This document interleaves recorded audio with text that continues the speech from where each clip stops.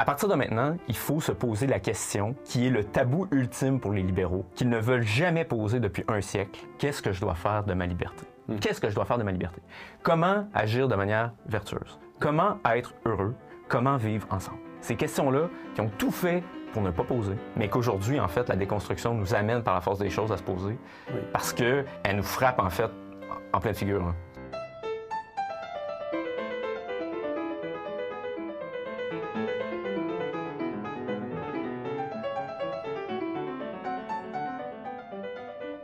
La génération Z, celle de l'auteur qui écrit ces lignes, est vraisemblablement la plus déculturée et désocialisée de l'histoire récente. La triste situation des jeunes nés entre 1995 et 2012, qui commencent désormais à se faire entendre dans l'espace public, démontre que leurs prédécesseurs ont eu tout faux. L'être humain ne se crée pas lui-même à partir d'une page blanche, il ne se suffit pas à lui-même pour être heureux, et il ne saurait s'épanouir hors de ses ancrages nourriciers. Le monde occidental est mûr pour le retour d'une culture de la normalité qui remettra enfin l'homme ordinaire au cœur de la démocratie. Étienne-Alexandre Bourgard, bonsoir. Bonsoir Pierre-Valentin. Vous êtes essayiste, vous êtes chercheur à l'Institut Cardus au Canada et vous publiez Anti-civilisation, pourquoi nos sociétés s'effondrent à l'intérieur aux éditions Presse de la Cité avec une très belle préface de Mathieu Bocoté. Pourquoi avez-vous écrit cela ? Je pense que la citation que vous venez de lire résume un peu l'intention derrière.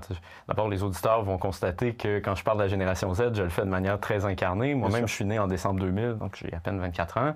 Et je pense que je constate déjà, ça fait quelques années que je m'implique dans la vie publique, au Québec notamment, qu'il y a un certain malaise chez notre génération, notamment par rapport à un peu la tension entre l'individu et la communauté. Dans la mesure où on est un peu les cobayes de cette expérience-là qui a été tentée dans les années 60-70 en disant que tout d'un coup, la transmission avait peut-être quelque chose de vicié, peut-être quelque chose d'oppressif, d'autoritaire, et que si on voulait vraiment créer des êtres libres, il fallait un peu couper le fil qui relie les générations pour permettre aux futurs de s'émanciper. Mais moi, par contre, quand je regarde les jeunes qui ont mon âge, qui sont dans la vingtaine, qui approchent un peu de la trentaine parfois, j'ai l'impression qu'on voit des gens un peu perdus dans la mesure où ils souffrent justement de ne pas avoir eu accès à ce patrimoine de civilisation-là, de ne pas avoir pu profiter pleinement des institutions qui civilisent l'être humain comme la famille, comme la nation. Je pense qu'on est mûr justement pour se reposer la question de la place de l'individu de la société aujourd'hui et de voir qu'en fait, sans ces identités-là, sans ces liens vitaux avec les autres, avec notre famille, avec notre communauté, peut-être qu'on ne peut pas vraiment être humain. On va reparler de ce que vous décrivez comme étant une génération conservatrice ou qui a une soif de normes, d'institutions, etc. Je voulais commencer par revenir plutôt au début de votre ouvrage, qui porte beaucoup notamment sur la déchéance de la figure de l'homme ordinaire et de la démocratie, et de démarrer l'entretien avec un fait d'actualité qui a eu lieu il y a une semaine maintenant à peu près, au moment où nous tournons cette émission, qui est l'assassinat du militant conservateur Charlie Kirk. Donc pour ceux qui ne le connaissent pas, il était réputé proche de Trump, notamment de son fils, et allait débattre dans les différents campus universitaires avec le slogan « Prove me wrong, donnez-moi tort ». Et il est mort d'une balle dans la carotide face à sa femme qui était dans le public et sa fille notamment, devant lesquelles il s'est vidé de son sang. Et ce qui est très frappant, c'est l'absence, la difficulté, je dirais, non pas des représentants démocrates américains, mais de leur jeune électorat à condamner clairement la chose, voire même très explicitement sur Reddit, sur TikTok, sur X, sur Blue Sky. Blue Sky est censé remplacer TikTok pour avoir moins de discours haineux et qui est devenu la plateforme où il fallait se réjouir de l'assassinat d'un opposant politique en masse. Comment est-ce qu'on en arrive au stade où on peut se poser la question, reste-t-il des démocrates dans les deux sens du terme dans le contexte américain, où le fait de condamner explicitement l'assassinat d'un adversaire politique de droite devient un fait politique, devient polarisant, controversé? Comment est-ce qu'on en arrive à ce point à un rejet de la figure démocratique et de la figure, disons, du débat et de la figure majoritaire, car elle représentait un camp qui avait gagné la majorité des voix lors de la dernière élection américaine. Comment est-ce que la gauche se fâche à ce point avec le processus démocratique et à la fois la démocratie, car c'est une figure majoritaire, et à la fois la démocratie libérale, parce que le fait de le tuer, c'est évidemment un non-respect de ses droits de l'homme individuel. Comment est-ce qu'on en arrive là ? Je pense que la réaction, effectivement, à l'assassinat de Charlie Kirk, ça en dit long sur les sociétés libérales et justement leur mutation depuis la seconde moitié du 20e siècle. Parce que le mouvement que je décris dans Anti-civilisation, c'est justement dans la réaction à la Seconde Guerre, comment certains, notamment Karl Popper dans son essai « La société ouverte et ses ennemis », en viennent un peu à reformuler ce qu'on pourrait dire est le noyau du régime libéral, pour le dire ainsi. On passe... Si on regarde les révolutions modernes, que ce soit la Révolution française, la Révolution américaine, même la glorieuse Révolution britannique, où c'est vraiment justement le pouvoir de la majorité contre la petite aristocratie. Toute monarchie confondue, qui sont perçues comme étant justement non représentatives de la volonté populaire, parce qu'au final, la souveraineté est la propriété d'une seule personne qui détient son pouvoir de droit divin. Donc, on constate, en fait, quand on va remettre en question ces régimes-là, ça va être au nom de la figure de la majorité. Je me souviens de Sieyès, justement, dans Qu'est-ce que le tiers-État, qui dit pourquoi est-ce que le tiers-État est important? C'est parce qu'il est tout. Sans lui, la société ne peut pas fonctionner. C'est lui qui fait marcher la France. Et si on prend effectivement cette prémisse-là, ben ça nous amène à une conception forte de la démocratie, dans la mesure où, effectivement, ceux qui font fonctionner le pays à chaque jour devraient avoir leur mot sur comment ils sont gouvernés.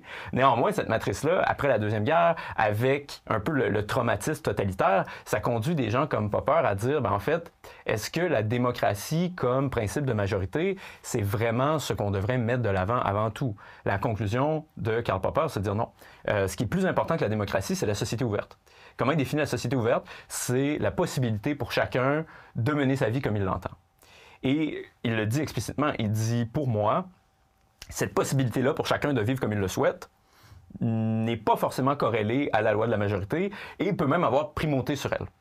Ainsi, quelqu'un comme Charlie Kirk, qui est certainement une figure démocratique au sens fort, dans la mesure où, contrairement à certains polémistes qui ne font que pourfendre leurs adversaires, lui avait le grand mérite d'aller sur les campus pour débattre avec ceux qui ne pensaient pas comme lui. On peut dire toutes sortes de choses, on peut être en désaccord avec tout ce qu'il a dit, mais on ne peut pas dire que c'est quelqu'un qui était refermé sur son camp, qui n'avait pas le souci de dialoguer avec les opposants. Il incarnait justement cette volonté-là de débattre, et c'est tout à fait louable par ailleurs. Donc, si c'est tout à fait un démocrate au sens de l'ancien modèle, quand on parle, par contre, de la société ouverte, entre guillemets, c'est certainement un ennemi du régime. Parce que c'est quelqu'un qui assumait notamment son conservatisme, qui assumait son christianisme, qui avait des positions qui étaient tout à fait à l'envers de la doxa progressiste d'aujourd'hui. Et au final, quand on regarde la réaction à l'assassinat brutal de Charlie Kirk, c'est ça qu'on lui reproche. On lui dit « Ah ouais, bon, effectivement, il est mort, c'est dommage, mais n'oubliez pas qu'il était pour le port d'armes, attention. » Oui, bien sûr. Oubliez pas qu'il était anti-avortement.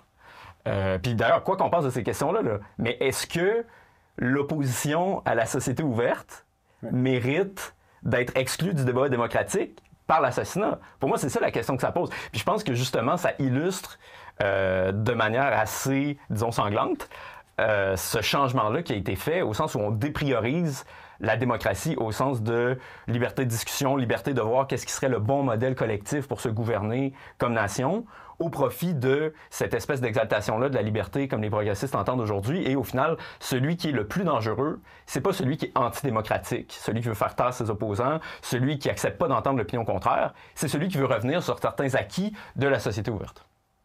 Un élément très intéressant dans votre ouvrage qui vous permet d'illustrer ou d'expliquer le virage antidémocratique du progressisme, c'est les conséquences culturelles et intellectuelles de la théorie de la banalité du mal chez Arendt. Et vous avez une argumentation que je trouve très fine là-dessus, qui est de dire, donc Arendt évidemment va au procès de Eichmann, le tortionnaire nazi, et elle se fait un peu avoir par sa défense, et elle s'imagine que c'était un espèce de bureaucrate un peu froid qui ne faisait qu'appliquer les règles, etc. Ce qui était pour lui faux. On a eu vous déterrez des citations de lui où on voit qu'il avait beaucoup d'enthousiasme dans ce qu'il sait. Je ne sais pas si le concept de la banalité du mal, d'ailleurs, est faux en tant que tel, mais en tout cas, là, il est mal appliqué à minima pour ce cas-là. Et si Eichmann, dans le fond, est Monsieur Tout-le-Monde, ça implique symétriquement que Monsieur Tout-le-Monde peut devenir Eichmann. Et vous développez ça très finement dans l'ouvrage. Et donc, derrière, ça donne une perception de l'homme ordinaire qui est une espèce de proto-nazi ou de proto-fasciste en puissance, qui pourrait à peu de choses près revenir au totalitarisme. Et ça fait lien avec Popper, qui, du coup, rentre aussi dans cette logique où il y a des idées et des valeurs au-dessus du fait majoritaire. Et je voulais vous laisser analyser et développer cette tendance-là à partir de cet exemple. Oui, effectivement, c'est un livre vraiment fascinant, Eichmann de Jérusalem. Le genre de lecture que quand on lit, on fait wow, on comprend toutes sortes de choses. Puis ce qui est vraiment fascinant là-dessus, c'est qu'on perçoit la lecture de la philosophe Arendt là-dessus. C'est un livre qui pose des questions profondes, qui est d'un grand intérêt, mais néanmoins qui a tort sur énormément de choses. Parce que, pour refaire la petite histoire, justement, Eichmann, donc un des architectes de la solution finale, est finalement retrouvé en Argentine, amené pour avoir un procès, et reconnu coupable parce qu'effectivement, tout à fait conscient de ses actes. Mais ce qui est intéressant, c'est que lui se présente sa défense dans les valeurs dominantes du moment, qui sont cette espèce d'autonomie de la volonté kantienne, en disant, au final, j'ai seulement suivi les règles. Et il se présente comme cette espèce de bureaucrate qui est une caricature, en fait, du fonctionnaire, comme on l'écrirait aujourd'hui. Il dit, moi, vous savez, je n'avais pas d'opinion personnelle sur la Shoah, comme si une telle chose était possible. Et puis il dit, bon, moi, j'ai seulement respecté les règles et tout, j'ai été obéissant, donc en ce qui me concerne, j'ai bien fait mon travail, quoi. Et manifestement, c'était une défense pour éviter la peine capitale, qui n'a pas réussi d'ailleurs, il a été exécuté. Oui, c'est une stratégie des avocats qui a déteint sur Arendt, en quelque sorte. Et voilà. Mais alors que le jury n'a pas été dupe, Arendt l'a été. Et elle s'en sert pour poser une question qui est, dans l'absolu, très intéressante. C'est-à-dire qu'elle se dit, si on est dans un cadre où la société est viciée, dans ce cas-ci, une société totalitaire et génocidaire, est-ce que les valeurs que l'on valorise à cette époque, soit l'obéissance, l'éthique du devoir, peuvent se retourner contre le bien? Puis ça, si on s'extrait de ce cadre particulier, c'est vraiment une question qui est intéressante. Et sa conclusion, c'est un peu de dire justement la banalité du mal, c'est du fait qu'on a commis probablement le plus grand mal de l'histoire, sinon de l'histoire récente, en arrêtant de penser. Puis on voit la philosophe qui veut appeler la société à penser, qui veut appeler à la réflexion. C'est d'un intérêt important pour la philosophie. On comprend pourquoi les gens ont lu ça, qui ont trouvé un certain intérêt. Néanmoins, quand on regarde la réalité historique, c'est de la fabulation pure. Puis les citations que je sors viennent de l'essai de Joan Chapoutot, historien d'ailleurs assez progressiste. Je sais qu'il a fait des conférences pour LFI, donc c'est pas un grand conservateur lui-même. Mais néanmoins, il déterre des entretiens que Eichmann a donnés quand lui était en Argentine, justement en exil, avant de se faire pincer. Et il dit l'inverse de sa défense. Il dit, vous savez, moi j'étais un bureaucrate, mais j'étais, là, je paraphrase un peu, un bureaucrate consciencieux de mon sang et de ma race. Et je suis très fier d'avoir mené à l'exécution de 5 millions d'ennemis du Reich. Donc là, c'est très difficile de dire que c'est quelqu'un qui n'avait pas d'opinion personnelle sur ce qu'il faisait, alors qu'il s'en vante explicitement.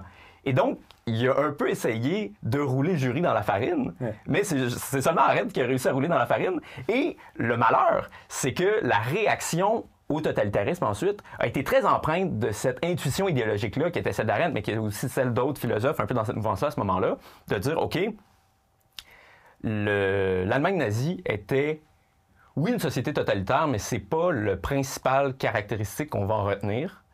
On va formuler ça comme une forme de tyrannie de la majorité. Bonjour à tous, je me permets d'interrompre la conversation parce que si vous êtes là, c'est a priori que le contenu de transmission vous plaît.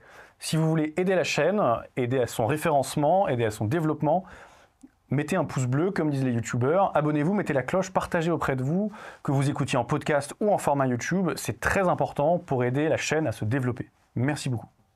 Oui, et notamment toute la rhétorique qu'on verra ensuite dans l'école de Francfort, de la société autoritaire, de la personnalité autoritaire qui serait formée dans les familles. D'ailleurs, c'est amusant parce que c'est un point sur lequel une figure comme Christopher Lasch, qui est très influencé par l'école de Francfort habituellement, se sépare d'eux en disant, Adorno notamment, a commencé à être obsédé par la question de la famille autoritaire, de la figure du père autoritaire, au moment où cette famille-là disparaissait, en fait. Et a commencé à analyser avec un microscope de plus en plus puissant, quelque chose de plus en plus petit culturellement et socialement. Et vu que, en quelque sorte, comme dirait notre génération, les gens sont matrixés par la culture dominante, autoritaire, totalitaire, etc., ben, ils ne sont pas tout à fait libres de leur choix. Et donc, il faut aller, en quelque sorte, les émanciper malgré eux. Et c'est sur ce point que vous analysez longuement, et ça nous fait une passion en commun, Herbert Marcuse et son influence sur la gauche occidentale au sens large. Oui.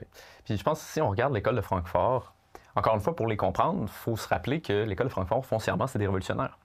Quelqu'un comme Wilhelm Reich, quelqu'un comme Adorno, c'est des marxistes convaincus qui souhaitent une chose, c'est la révolution. La révolution. Et disons qu'il y a ce glissement qui est très fréquent, particulièrement chez les marxistes, entre conservatisme et fascisme, comme si c'était qu'une seule chose, alors qu'on pourrait en rediscuter, mais c'est tout à fait opposé. C'était un continuum. Exactement. Et en fait, ce qu'il constate comme fabrique du fascisme, fabrique du conservatisme, c'est simplement qu'effectivement, quand on grandit dans une famille saine, qui est une école de la vertu, qui nous mène justement à être en paix avec sa société, avec le cadre autour de soi, on n'est pas révolutionnaire. Puis d'ailleurs, il y a beaucoup d'études, psychologie, criminologie, etc., qui vont montrer que notamment le fait d'avoir une famille brisée, c'est un bon prédicteur de la criminalité. Ça le fait pas pour tout le monde, évidemment, mais il y a quand même une corrélation assez proche. Donc, effectivement, ils en ont certainement contre la stabilité. C'est un peu ça qu'ils critiquent. Bien sûr. Mais d'un point de vue conservateur, comme le mien, je dis au contraire que justement, la famille comme école de la vertu, c'est la meilleure manière d'avoir une stabilité sociale qui, au final, est bénéfique pour tout le monde. Donc, on devrait encourager justement des familles saines plutôt que de lancer la discorde. Puis chez quelqu'un comme Wilhelm Reich, par exemple, il y a un lien direct entre la révolution sexuelle et la révolution marxiste. C'est quelque chose qui cite beaucoup parce que pour lui, les institutions justement qui encadrent les relations entre les hommes et les femmes, que ce soit le mariage, la famille, etc., c'est des formes de répression. Et il soutient que si on lâche les pulsions dans la vie privée, on va aussi les lâcher dans la vie publique et ça enclenche une espèce de processus révolutionnaire. Donc, il y a vraiment un lien entre le politique pour eux et le privé de la sphère familiale. Et ils ont l'impression, en fait, qu'en démolissant un, ils peuvent démolir l'autre. En fait, oui, que l'hédonisme, et il y a la même chose chez Marcuse, que l'hédonisme est un principe politiquement révolutionnaire. La fin des années 60 tourne autour de cette idée, dans le fond. Et ce qui me paraît très utile, et ça fera lien avec votre chapitre sur la gauche, qui s'intitule « Peut-on encore être de gauche ?» c'est le rapport strictement instrumental à la minorité. Et pour donner un peu plus de contexte à ceux qui nous écoutent, on peut faire un détour rapide, rapide, du côté de chez Hegel, et de sa philosophie de l'histoire. Et donc chez Hegel, l'histoire avance, donc elle va vers le mieux, pas de façon linéaire, de façon dialectique, mais elle va vers le mieux. Et c'est l'histoire, c'est l'histoire de la liberté prenant conscience d'elle-même, etc.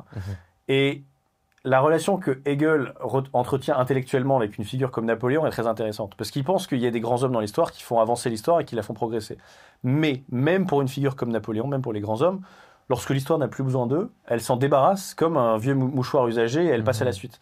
Et je trouve que ce rapport instrumental à la figure des grands hommes chez Hegel anticipe en quelque sorte le rapport instrumental qu'entretiendront ce qu'on appelle les jeunes hegeliens, parmi lesquels Marcuse, à la figure de la minorité. Où à un instant T, une minorité, on n'est pas là pour la défendre en tant que telle, on n'est pas là pour souhaiter son bien-être, on est là pour l'utiliser pour faire la révolution. Et Marcuse, dans une citation qui m'avait beaucoup marqué, déplore dans les années 60 ce qu'il appelle l'apparition d'une bourgeoisie nègre, en disant le problème c'est que désormais on a des noirs qui sont trop confortables et qui ne voudront plus faire la révolution, et donc leur bien-être est un inconvénient au fait de faire la révolution parce qu'ils ne seront plus la contradiction vivante de la société et toute ils ne rempliront plus leur fonction négatrice.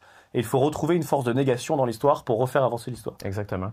Puis je pense qu'il y a un bon lien avec la question qu'on vient juste d'aborder sur l'école de Francfort, dans la mesure où une des thèses quand même sous-jacentes du livre, c'est que probablement le fil rouge du progressisme, qui est constant dans l'histoire, c'est ce principe de négation-là, c'est cette volonté au final de soulèvement, de révolution et j'oserais même dire de chaos. Et dans le cas qui nous occupe sur la gauche, c'est une question qui intéresse beaucoup de gens aujourd'hui, de savoir mais qu'est-ce qui s'est passé entre cette espèce de gauche prolétaire qui en France souvent était assez républicaine, patriote, etc. On pense à l'espèce de vieux PCF d'antan ou même un peu le PCF moribond d'aujourd'hui. Et pourquoi est-ce que c'est devenu, après, au final, le parti de la diversité, entre guillemets, là. Et je pense que Marcuse, dans son livre L'homme unidimensionnel, est assez franc par rapport à ça. Puis c'est vraiment intéressant parce que on voit quelqu'un qui n'écrit pas par stratégie pour essayer de convaincre, qui écrit vraiment pour décrire le réel comme il le perçoit. Et lui part de ce constat-là, justement, que effectivement, le but de la révolution, avant, c'était les bourgeois contre les prolétaires. C'est le schéma marxiste classique. Mais au milieu du 20e siècle, il y a cette donnée inattendue qui émerge à la suite des deux guerres, justement, ce qu'on appelle le consensus social-démocrate entre les syndicats, entre les patrons, qui mène à l'émergence de l'État-providence, qui, quoi qu'on puisse en penser aujourd'hui, a été objectivement un bien pour soulever en fait la classe prolétaire puis avoir l'émergence d'une vraie classe moyenne qui regroupait, comme disait Giscard d'Estaing, 2/3 des Français qui avaient des standards de vie meilleurs que jamais, de telle sorte que, en fait, l'envie de révolution a assez rapidement passé. Parce que la plupart des gens, ce qu'ils veulent, c'est une vie digne, bien avant de changer le système. Oui, bien sûr. Et à partir du moment où on prend conscience de ce fait-là, Marcuse dit, OK, mais comment est-ce qu'on peut sauver la pensée critique? Ouais. Et c'est là qu'on constate que sa préoccupation est bien davantage pour la pensée critique que pour les prolétaires, dont il se fout un peu. Et... Juste un mot sur la pensée critique qui est, pour expliquer aux gens, il a une phrase là-dessus, ou peut-être que c'est Adorno d'ailleurs, je ne sais plus. La pensée critique n'a pas pour but de décrire le monde, mais de le critiquer. Donc là, la fonction critique de la chose est posée dès le début. C'est intéressant. Et donc, il en vient à se poser la question en disant, OK, mais qui peut être, comme vous dites exactement, c'est sa formule, la contradiction vivante de la société actuelle. Et c'est pour ça qu'il jette son dévolu, dans le cas américain, sur les Afro-Américains. Et puis c'est ça, en fait, qui donne un peu ce que Chantal Mouffe appelle la chaîne d'équivalence. C'est-à-dire qu'on va essayer de regarder quels sont les groupes qui ont raison d'être frustrés dans l'ordre actuel.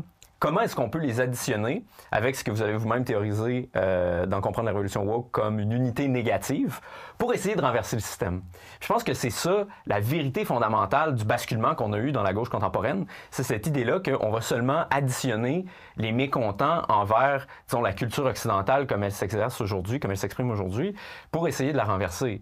Puis c'est ça qui donne, en fait, pour faire le lien avec le titre du chapitre, peut-on encore être de gauche? C'est le constat extrêmement lucide d'un penseur que j'admire beaucoup, Laurent Bouvet, qui écrivait déjà dès 2012, on voit à quel point il voyait venir les choses dans Le sens du peuple, qui a un peu une contradiction avec le fait d'être de gauche aujourd'hui, dans la mesure où il se dit, OK, supposons qu'on prend pour acquis qu'être de gauche, c'est prendre le parti du peuple, au sens majoritaire, au sens le peuple économique et aussi au sens le peuple patriotique. Il décline un peu ces trois visions du peuple-là. Il dit, moi, je suis fidèle à ces trois-là. Mais je regarde la politique aujourd'hui et je me dis que si le peuple va à droite, moi, comme homme de gauche, qu'est-ce que je fais? Est-ce que je suis le peuple et de fait, je cesse un peu d'être de gauche ou je reste de gauche et de fait, j'arrête de défendre le peuple? Donc, ce basculement démographique-là dans les catégories gauche-droite, qui, à mon avis, est la chose la plus fondamentale, qui explique le réalignement qu'on voit partout dans le monde aujourd'hui, c'est une contradiction, en fait. C'est-à-dire, qu'est-ce que c'est la gauche en 2025? La question est ouverte. Oui, bien sûr. Et, juste sur la question de la fonction négatrice au sein du logiciel progressiste. Quelque chose que je regrette amèrement de ne pas avoir mis dans mon ouvrage rétrospectivement, c'est une analyse des paroles de la chanson Imagine de John Lennon. Parce que c'est vraiment fondamental. Donc, la chanson sort en 71. Je pense qu'encore aujourd'hui, sur les sites de streaming de musique, ça représentait à peu près 50% du flux pour un artiste aussi monumental que John Lennon. Ça a marqué une génération. Je me souviens qu'en cours de musique, quand je devais avoir 12 ans, on nous l'enseignait. Enfin, c'est culturellement monumental, comme rarement il y a eu. Donc ça capte quelque chose. Ça capte une version pop, c'est le cas de le dire, du progressisme. Qu'est-ce que c'est que cette chanson? Ravissante par ailleurs, ça va de soi. C'est une liste de négations. C'est une utopie négative, c'est une photographie négative. Ça décrit ce qu'il n'y aura plus dans le monde. Donc il n'y aura pas de religion, il n'y aura pas de propriété privée. Il était accusé d'hypocrisie parce que quand il le jouait dans son manoir. Bref, il n'y aura pas de guerre, etc. Bon, il fait une longue liste de négations et on ne sait pas très bien ce qui restera. Qu'est-ce qui restera dans ce monde-là? Et une autre chanson de John Lennon, on ne va pas faire toute la discographie, mais ça m'intéresse, qui m'a fasciné, c'est j'en ai oublié le nom, elle s'appelle peut-être God ou alors quelque chose d'autre, où il dit I don't believe in. Donc je ne crois pas à, il fait une longue liste de choses. I don't believe in Bouddha, God, Hitler, et il précise même les Beatles, donc c'est après la rupture, donc c'était en 70, tout le monde était très choqué. Et après il finit juste I just believe in me, donc je ne crois qu'à moi, l'individualisme. Et là, vu qu'il était en couple avec une femme très possessive qui s'appelait Yoko Ono, il rajoute juste après Yoko and me, comme si il allait se faire taper dessus par sa compagne de l'époque, parce que je trouve très amusant. On sent qu'elle est en train d'écrire et qu'elle est au-dessus du piano en disant attends, t'as oublié un truc. Et donc, je trouve que ces deux éléments centraux, c'est un, fonction négatrice, et deux, l'individualisme. Et là-dessus, je voulais vous entendre également. Vous dédiez 2 chapitres de votre ouvrage à un thème qui nous passionne beaucoup ici depuis un moment, qui est celui de la liberté négative. Et vous faites un lien entre cette conception-là de la liberté, donc je vous la laisserai nous l'expliquer, et justement la sensibilité anti-majoritaire que l'on décrit depuis un moment. Ouais. Ben, je pense que s'il y a un principe, puis on va le constater, c'est un principe qui s'est tellement diffusé dans la culture populaire, dans disons, les réflexes intellectuels que la plupart des gens vont avoir, que ça mérite d'être disséqué. La liberté négative, c'est comme dit Isaiah Berlin, c'est la liberté pensée contre quelque chose. C'est-à-dire que c'est pas l'accomplissement de l'être humain dans la vertu, dans la pleine réalisation de ses capacités, ce qui est un peu ce qu'on appelle la liberté positive, la liberté des anciens, comme dirait Benjamin Constant. C'est au contraire l'idée que je ne peux pas être contraint à faire quelque chose que je ne souhaite pas. Et donc, la liberté, c'est essentiellement un trump card, comme dirait Ronald Dworkin, un atout qui me permet de sortir d'une situation un peu comme aux cartes. Là. C'est le joker que je peux sortir si je veux automatiquement gagner la partie et ne pas être contraint de faire quelque chose, ne pas être contraint d'être assujetti à une norme, à une tradition, à quelque chose de culturel. Et grosso modo, je pense que justement, depuis les années 60-70, la culture contemporaine, la politique, s'est beaucoup centrée autour de l'application progressive de ce droit de retrait-là au plus d'institutions, de règles, de normes possibles. Et d'ailleurs, c'est quelque chose qu'on retrouve autant à gauche qu'à droite. C'est pour ça que j'en parle longuement, que autant chez les anarchistes, qui vont nous expliquer naturellement que, étrangement, une société où il n'y a aucun interdit serait beaucoup plus vertueuse, parce que même si on aurait pu interdire toutes sortes de choses, on ne les ferait pas pour autant, que les libertariens, qui eux sont juste pour une espèce de droit de retrait de la société, même par rapport à l'État-providence, en disant je devrais avoir le droit de refuser de payer des impôts si je veux pas avoir de service. C'est un peu cette idée qu'on peut tout avoir à la carte. On peut avoir la citoyenneté à la carte, on peut vivre dans la cité, mais seulement avec les clauses qui nous plaisent. Et puis, on évacue justement, comme vous disiez, la démocratie. Le jeu politique au sens de souveraineté du peuple, au sens de justement la liberté des anciens, de tous se réunir ensemble pour discuter, OK, comment est-ce qu'on devrait vivre? Quel compromis est-ce qu'on devrait faire dans nos égos respectifs pour être capable d'en arriver à un ordre qui nous permet, somme toute, de bien vivre ensemble? Toute cette réflexion-là, elle est simplement écartée parce que la souveraineté du peuple, au final, est écrasée par la souveraineté de l'individu. Où on a justement ce droit-là, un peu de droit de retrait, là, où on peut dire, OK, ben cette clause-là du contrat social, cette loi-là qui régit tout le monde, ben moi, elle me déplaît parce qu'elle viole mon droit à la liberté de X, Y, Z, elle viole ma particularité culturelle, sexuelle, personnelle, et donc j'aimerais juste pouvoir m'en extraire. Et puis, à partir du moment où on commence à réfléchir comme ça, bien, c'est normal aussi que le Parlement, par exemple, soit désinvesti comme lieu de décision au profit, par exemple, des tribunaux. Parce que les juges, c'est leur fonction, c'est d'analyser les règles communes à travers la lunette des cas particuliers. Et souvent, à travers les normes, ou plutôt les antinormes, que sont les chartes des droits, pour dire, OK, ben là, on exige ça à tout le monde, mais ça affecte de manière disproportionnée monsieur ou madame ici parce qu'ils ont cette particularité. Ainsi, il faudrait que soit la norme cesse complètement de s'appliquer, soit au moins que monsieur, madame en cause puisse s'en extraire. Puis à partir du moment où on commence à réfléchir comme ça, à partir du moment où le moteur du politique, c'est d'autant plus vrai aux États-Unis, où depuis les années 60, à peu près tous les grands changements sociétaux sont arrivés par des décisions des cours de justice. Oui, c'est vrai. D'ailleurs, c'est même pas un truc qui est progressiste ou conservateur. Hein. Roe vs. Wade est une décision de la Cour suprême. Dobbs est aussi une décision de la Cour suprême. C'est-à-dire qu'on a désinvesti collectivement le Parlement, on a désinvesti collectivement cette discussion-là pour avoir à la place des juges qui sont nommés par le pouvoir, mais qui sont tout à fait indépendants ensuite, qui peuvent prendre les décisions qu'ils veulent, qui souvent font des interprétations assez loufoques parce qu'ils lisent le même texte, sont capables d'arriver à 3 conclusions différentes. Et puis, au final, ça devient juste une joute de pouvoir, mais cette fois-ci par des non-élus, donc qui est beaucoup moins légitime et où la souveraineté du peuple en prend pour son rhume, effectivement. Et dans les faiblesses conceptuelles de la liberté négative, donc je repose un peu les concepts pour ceux qui ne connaissent pas et qui nous écoutent. Liberté négative, la liberté conçue globalement comme absence de contrainte, disons. Vous citez John Stuart Mill et son principe de non-nuisance, et notamment Mill qui dit également la contrainte en tant que contrainte est un mal. Donc là, la vision est très claire. On a la même chose chez Hobbes. Globalement, c'est très repris. C'est l'article 4, si je ne me trompe pas, de la déclaration de 1789 qui tient la même idée. Donc c'est vraiment une idée très très profonde qui vient de loin et qui est en effet culturellement monolithique aujourd'hui. Et il y a une haute conception de la liberté qui est la vôtre, qui est de dire le fait de librement adhérer au bien, pour faire simple. On pourra y revenir après, mais pour rester un instant sur la liberté négative, un de ces talons d'Achille les plus évidents, me semble-t-il, c'est la question de l'addiction. C'est-à-dire que stricto sensu, la personne qui prend le premier verre de vin est parfaitement libre, et quelqu'un qui chercherait à intervenir à partir du 6e ou du 7e en lui disant que c'est une mauvaise idée, là est en train de le contraindre, donc il va lui dire « laisse-moi tranquille, qui es-tu pour me juger, je fais ce que je veux ». Mais passé un certain stade, c'est un peu comme une courbe de Gauss, la personne ne sera plus libre d'arrêter de prendre du vin par lui-même. Et l'alcoolique profond a usé de sa liberté pour la perdre. Et ça, je pense que c'est un des talons d'Achille les plus évidents de cette conception de la liberté. Bien sûr. Parce que effectivement, cette idée qui, encore une fois, est tellement profondément dans la culture populaire, là, combien de fois est-ce qu'on a entendu ma liberté s'arrête là où celle des autres commence? Exactement. Comme si c'était une forme de sagesse, alors qu'entre nous, c'est une pure connerie. Et l'exemple, justement, de l'addiction permet de le montrer. Parce que l'angle mort de cette vision-là, c'est justement que c'est possible de se faire du mal à soi-même. C'est là que, effectivement, la liberté de faire le bien, c'est pas forcément la liberté de faire le mal. Puis que le terme un peu généraliste de liberté est au final assez trompeur. Et dans l'exemple, vous parlez d'alcoolisme. Moi, j'aime mieux parler carrément des drogues dures parce que je pense que c'est vraiment beaucoup plus manifeste.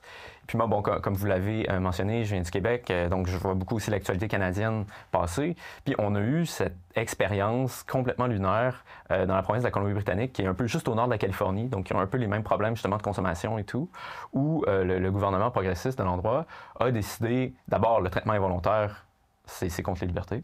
Aussi, déjà le fait de criminaliser l'usage des drogues dures, ça serait quand même un peu oppressif parce que, bon, c'est au final un peu leur liberté de le faire. Et puis, est-ce qu'on ne viendrait pas rajouter au problème si on commence à pénaliser ça? Et même, ils sont allés jusqu'à l'extrême en disant, avec le principe de réduction des méfaits, qui est souvent assez proche. Hein, il y a le harm principle qui est... le principe de non-nuisance. Ça, c'est le harm reduction principle, qui souvent les deux vont ensemble en disant, OK, mais si on légitime certains vices, parce que c'est un vice dans le cas qui nous occupe, puis qu'on essaye de les amoindrir, peut-être que ça serait mieux. Oui, si c'est des salles de shoot officielles, par exemple. Mais eux, ça a été jusqu'à donner de la drogue dite propre, le safer supply, comme ils appelaient, l'approvisionnement plus sécuritaire. Puis au final, évidemment, si on regarde ce cocktail de politique-là, qu'est-ce que ça a fait? Ben d'abord, si on arrête, on cesse plutôt d'arrêter par la police les gens qui vont se shooter avec de l'héroïne dans des parcs publics, dans des transports publics, ben évidemment que les gens vont se mettre à se shooter dans des transports publics, dans des parcs publics, puisqu'il n'y a plus personne pour faire respecter cette norme-là. D'ailleurs, ça prouve que le principe anarchiste, comme quoi le vice va simplement disparaître si on arrête de le réprimer, est une pure connerie aussi. Et donc, on a ça, une prévalence de l'usage de drogue à peu près partout. Ensuite, une augmentation du total de drogue présent parce que l'État a commencé à en produire et à en distribuer. Donc, les dealers n'ont pas juste arrêté. Parfois, même, les dealers rachetaient le safer supply pour le revendre un peu plus cher. Et, in fine, le fait qu'on a des gens qu'on a poussés carrément dans la pente glissante du vice, qu'on a aider à se faire du mal à eux-mêmes, et que parce qu'on refusait l'idée du traitement involontaire, mais ensuite on dit on peut plus rien faire pour toi, mon vieux, t'as choisi ça librement, donc profite bien de ta liberté, quoi. Et puis ça, c'est vraiment un exemple qui est confrontant, puis qui nous mène à se dire, OK, là, on a manifestement une situation où quelqu'un n'est pas maître de lui-même. Juste sur ce point, ça touche à un sujet très important qui est que tout geste posé est une norme en puissance. C'est-à-dire qu'à chaque fois que j'agis, vous travaillez là-dessus dans l'ouvrage de façon magnifique, qui est le lien entre la norme statistique et la norme morale. C'est-à-dire qu'à chaque fois que quelqu'un fait quelque chose, quelqu'un d'autre, qui, lorsqu'il est là pour le constater, se dit « Ah, cette chose-là est faite, donc ça se fait », au sens sur des choses qui se font. Donc quelqu'un qui prend de la drogue dans l'espace public, il se dit « Ah bah ça a été fait, donc ça se fait, donc ça peut se faire ». C'est le même glissement qui a constamment lieu. Et j'ajouterai deux choses à cet angle-là. Le premier, c'est que l'État, lorsqu'il dit faites ce que vous voulez et désormais on légalise telle ou telle drogue, a forcément un rôle prescripteur incroyable. C'est-à-dire que l'État ne vous encourage pas explicitement, c'est ce que vous direz les libéraux ou les libertariens, mais néanmoins vient de dire ça se fait, donc ça peut se faire, donc ça va, et à envoyer un encouragement. Et vous l'avez montré dans votre ouvrage, dans le rapport aux drogues, il y a eu des augmentations massives derrière, contrairement aux arguments habituels. Et l'autre élément là-dessus, et je l'ai découvert un peu en devenant père de famille, c'est que votre enfant vous regarde constamment comme une usine à normes. Parce que dès que vous faites quelque chose, c'est comme ça qu'il faut faire, parce que papa fait comme ça, et ça normalise la chose. Et certes, on n'a pas la même relation aux autres dans l'espace public que d'un parent avec son enfant, mais c'est qu'une question de degré et pas de nature. À chaque fois que quelqu'un fait quelque chose, on se dit, tiens, c'est normal de faire ainsi. Ou en tout cas, on commence à se le dire. Et donc, on est à ce moment-là, ça nous force à sortir de cet individualisme méthodologique qui est l'implication logique de cette liberté négative où chacun fait ce qu'il veut tant que ça ne nuit pas aux autres. C'est qu'à chaque fois qu'on pose un acte, on est en train d'encourager implicitement les autres à faire pareil. Et même un individualiste aussi radical que Sartre avec son existentialisme a une phrase là-dedans dans existentialisme et humanisme en disant quelque chose de l'ordre de lorsque l'individu agit, lorsqu'il s'engage, il engage l'humanité avec lui en quelque sorte. Et ça permet de sortir de cette logique myope de l'individualisme méthodologique et de la liberté négative. Puis je pense que c'est intéressant de revenir sur justement la réduction des méfaits sur cette question-là. Parce que toute la prémisse, qui est la même que cette espèce d'individualisme-là, derrière la réduction des méfaits, c'est de dire, puisque les gens font ces choix-là de manière libre, ainsi ils le font en connaissance de cause, et même si on le réprime, il va toujours y en avoir autant. Donc, acceptons-le, encadrons-le, ainsi les résultats seront meilleurs. Mais tout ça est d'une fausseté presque banale, au sens où quand on regarde, par exemple, avec un exemple un peu caricatural, la prohibition. Okay? La prohibition aux États-Unis, quand c'est interdit, il y avait objectivement moins de gens qui buvaient de l'alcool. Oui. Ça saute aux yeux. Néanmoins, puis d'ailleurs c'est chiffré, là, mais bon, moi je bois de la bière à l'occasion, j'aime beaucoup. La question n'est pas de savoir s'il faut faire la prohibition. La question est cependant... Vous avez du mal à convaincre les Français. Ah oui, je sais très bien. Mais cela dit, la génération Z boit moins que ses aînés. Donc peut-être que c'est celle qui va ramener la prohibition. On devient canadien, américain, protestant, anglo-saxon. Sur cette digression, c'est quand même de dire que quand il y a des comportements qui sont vraiment destructeurs pour la société, c'est là qu'il faut justement que la puissance publique et que même les normes sociales arrivent pour mettre un frein. Parce que ça permet aussi de faire le pont avec une notion qu'on emploie souvent à tort, celle de la tyrannie de la majorité. Puis encore une fois, dans cette polarisation-là entre deux modèles de gouvernance, disons, entre celui de l'individualisme des juges, celui du collectif de la démocratie, il y a beaucoup de gens qui interprètent ce concept-là de la mauvaise manière aujourd'hui en disant si une loi est avalisée par la majorité alors qu'elle lèse une petite minorité, c'est une preuve de tyrannie de la majorité puisque le Parlement l'a acté sans avoir la volonté de l'ensemble des membres du corps démocratique. Bon, je ne connais pas une seule loi qui a été faite avec l'ensemble des membres du corps démocratique. Alors que la véritable tyrannie de la majorité, et d'ailleurs si je ne m'abuse, c'est de celle-là dont parlait Tocqueville, c'est justement quand vous dites l'individu est lui-même un entrepreneur de normes. Par exemple, je donne un exemple, si demain matin, 60% des Français arrêtaient de payer de l'impôt, qui refusaient de remplir leur déclaration au fisc, bien, ça aurait une espèce d'incitatif pervers sur le 40% restant qui dirait « OK, je me fais clairement avoir en ce moment, bien sûr. Et donc je devrais arrêter moi aussi ».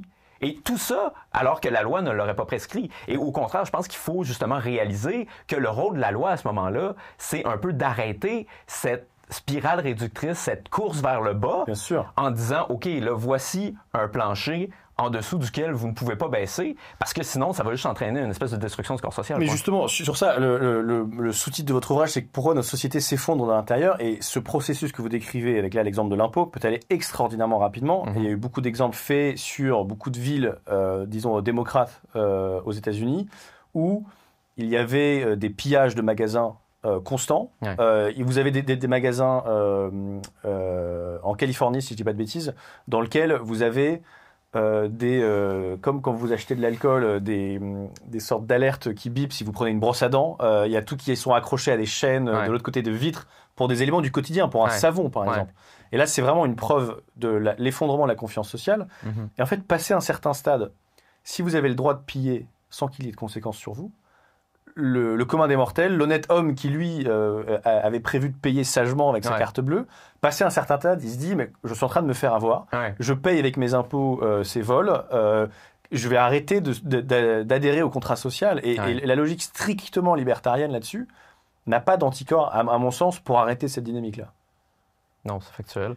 D'ailleurs, il y en a beaucoup qui souhaitent, disons dans les plus radicaux, cette sortie du contrat social-là. Oui. Puis c'est pour ça que je dis qu'au final, la liberté négative, sa fin logique, puis les penseurs qui vont un peu décrire l'espèce d'utopie positive pour autant qu'elle soit positive, derrière ça, c'est la sortie du contrat social. Au final, si on applique cette espèce de principe de critique méthodique à l'ensemble des normes culturelles, à l'ensemble des lois qui nous régissent, bien, effectivement, la conclusion de ça, c'est une espèce d'anarchisme nihiliste où on retourne à l'état de nature, en fait. Parce qu'on sort justement du contrat social qui permettait de civiliser un peu tout le monde, sachant que s'il n'y a pas ces normes-là civilisatrices, ben, ça devient la guerre de tous contre tous, comme dirait Hobbes. Et vous avez un passage où vous dites « les normes protègent les plus faibles Ouais. ». En quoi est-ce que la dissolution, disons, libertaire des normes sociales et ce retour à ce qui a eu lieu avant la civilisation, parce que vous faites remarquer avec Norbert Elias que le processus de civilisation est lié au fait de savoir se tenir, en quelque sorte, est lié au fait de ne pas se ruer sur ses pulsions. C'est-à-dire que l'homme qui voit passer une jolie femme, dans un monde civilisé, il apprend à se tenir et à ne pas se jeter sur elle. Pareil pour son rapport à la nourriture, il apprend à partager. Le repas, c'est un élément, disons, biologique qui a le besoin de se nourrir, qui est ensuite sublimé d'un point de vue civilisationnel, où il faut attendre avant de manger, il faut que tout le monde soit là. C'est une façon de civiliser l'homme, dans le fond. Si on revient, et on parlait de la libération, de l'hédonisme, etc., des années 60-70, si on revient en fait à ce processus-là, on fait le chemin inverse, et on sort de la civilisation. Et pourquoi est-ce que, donc, ce processus-là, qui est, je pense, et Hobbes le dit, négatif pour tout le monde, l'est particulièrement pour les plus faibles? Ben justement, parce que si on est dans une logique de guerre de tous contre tous, c'est ce qu'on appelle la loi de la jungle. C'est-à-dire que ça va toujours devenir la loi du plus fort. Ben oui. Puis on peut prendre 2 exemples pour l'illustrer très simplement. Ceux qui nous disent qu'il faudrait abolir la police. Okay? Il y a eu des expériences d'abolition temporaire de la police, par exemple à Portland. Elles ont toujours été temporaires, d'ailleurs. Eh oui, fort heureusement.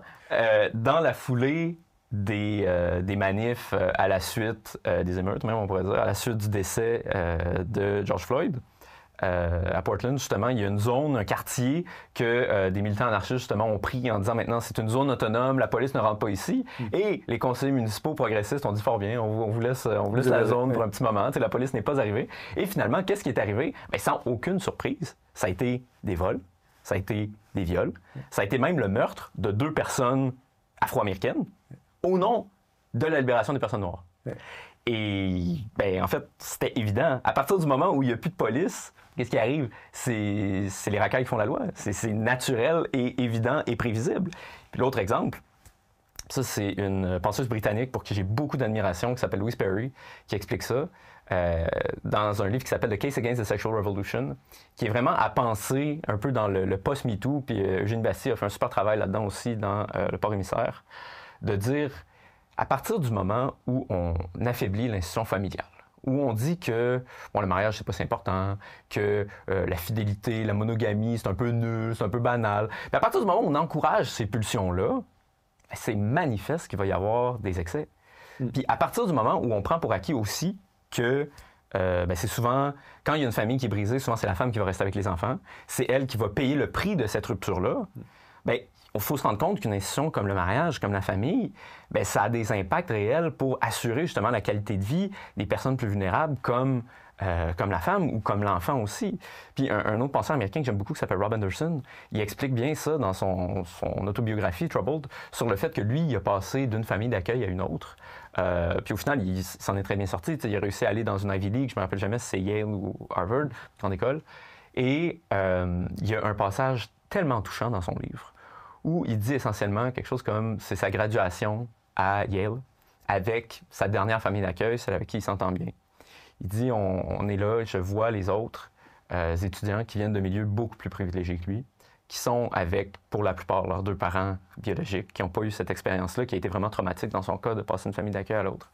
Puis il dit, vous savez, si j'avais pu n'avoir aucune des opportunités économiques, éducatives que j'ai eues pour vivre avec ma famille, je l'aurais fait en un claquement de doigts, sans aucune question. C'est ça que j'aurais le plus aimé. Puis quand on lit quelque chose comme ça, on ne peut pas rester indifférent. Non, c'est sûr. On peut pas rester indifférent. Et justement, ça fait lien avec la citation d'ouverture un peu sur l'émergence d'une potentielle génération conservatrice, qui est que... et on a reçu ici notamment Laetitia Strauch-Bonnard, qui n'a pas tout à fait connu le même scénario que Rob Anderson, mais qui quand même n'a pas eu le bonheur de connaître un père et une mère qui l'aimaient, une famille unie, etc. Et qui, de par l'absence de normes, en a d'autant plus compris l'importance et l'utilité. Et je pense que c'est peut-être via ce chemin-là et cet angle-là que les vertus du conservatisme peuvent être le mieux expliquées, non pas, je dirais, du point de vue de ceux qui en ont bénéficié, mais de ceux qui en ont manqué et qui auraient aimé avoir cette stabilité-là, qui auraient aimé avoir des institutions qui fonctionnaient, qui auraient aimé avoir un pays avec un tout petit peu plus de cohésion sociale, de moins souffrir de solitude, et qui paye les pots cassés des générations d'au-dessus. Ouais. Et alors du coup, est-ce que ça vous semble être un des moteurs principaux de cette soif d'ordre, disons, dans la génération montante qui est la nôtre, qui est justement d'avoir connu l'aboutissement et les impasses des idéologies précédentes, notamment dans l'individualisme et la désaffiliation sociale? Oui, bien sûr, c'est clair.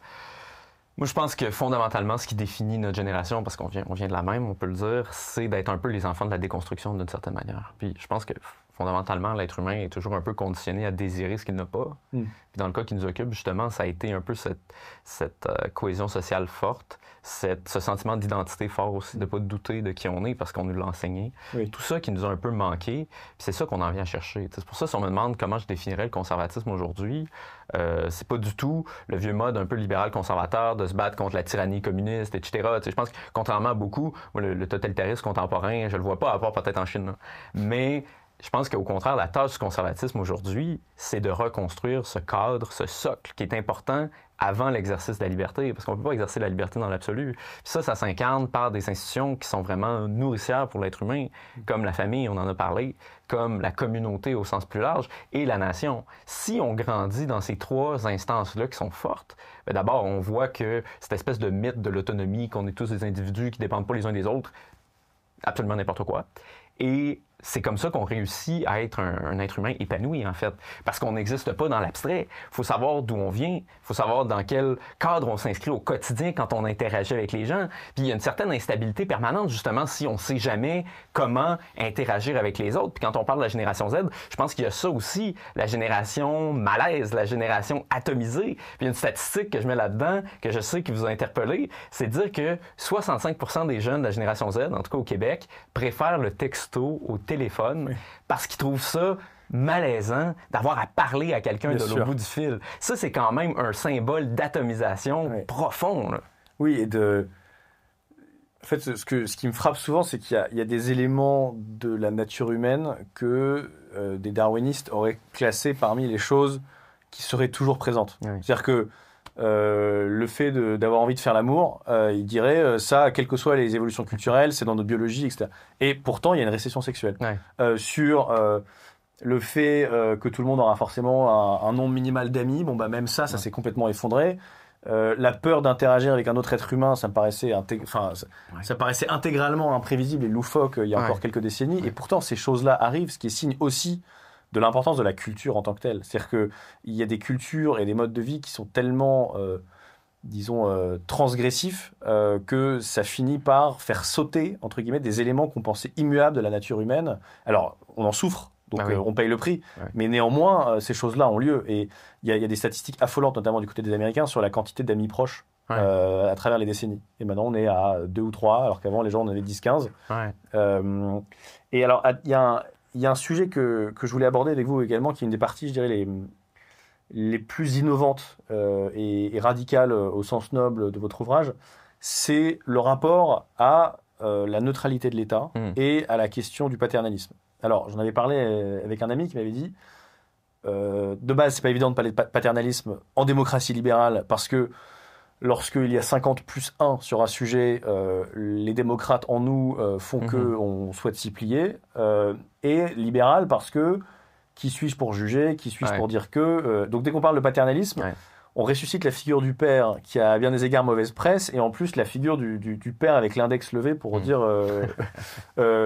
comment faire, que faire, foutez-moi la paix. Et avant de vous laisser répondre, je voulais commencer par la question du nudge, qui est un sujet qui vous intéresse. Et je voulais vous laisser décrire ce qu'était un nudge, parce qu'en fait, je trouve que la définition du nudge est en soi très révélatrice de beaucoup de problèmes liés à la neutralité. Mais qu'est-ce que le nudge et pourquoi est-ce que ça vous intéresse? Sur cette question-là, partons d'abord de l'idée de la neutralité de l'État. Allez-y. Il y a cette espèce de mythe libéral, encore une fois, que si on permet quelque chose par la loi, si on arrête de l'interdire, un comportement qui était vu comme antisocial par le passé, on a parlé de la drogue, on a parlé de toutes sortes de choses comme ça, par la force des choses, ça ne va pas davantage se reproduire parce que à partir du moment où ce n'est pas interdit, c'est une posture neutre. Alors que dans les faits, on constate que quand on permet quelque chose, ben on l'incite un peu. Et dans le contexte du nudge, c'est une réaction de deux politologues, si je ne m'abuse, américains, Richard Taylor, Cass Sunstein, qui disent essentiellement, on voit que la neutralité, elle n'est pas parfaite. L'exemple qu'il donne, que je trouve qui est très révélateur, il dit, si vous passez dans une allée à l'épicerie, forcément, vous allez voir davantage les conserves qui vont être à la hauteur de vos yeux. Oui. Plutôt que celles qui sont à la hauteur de vos pieds.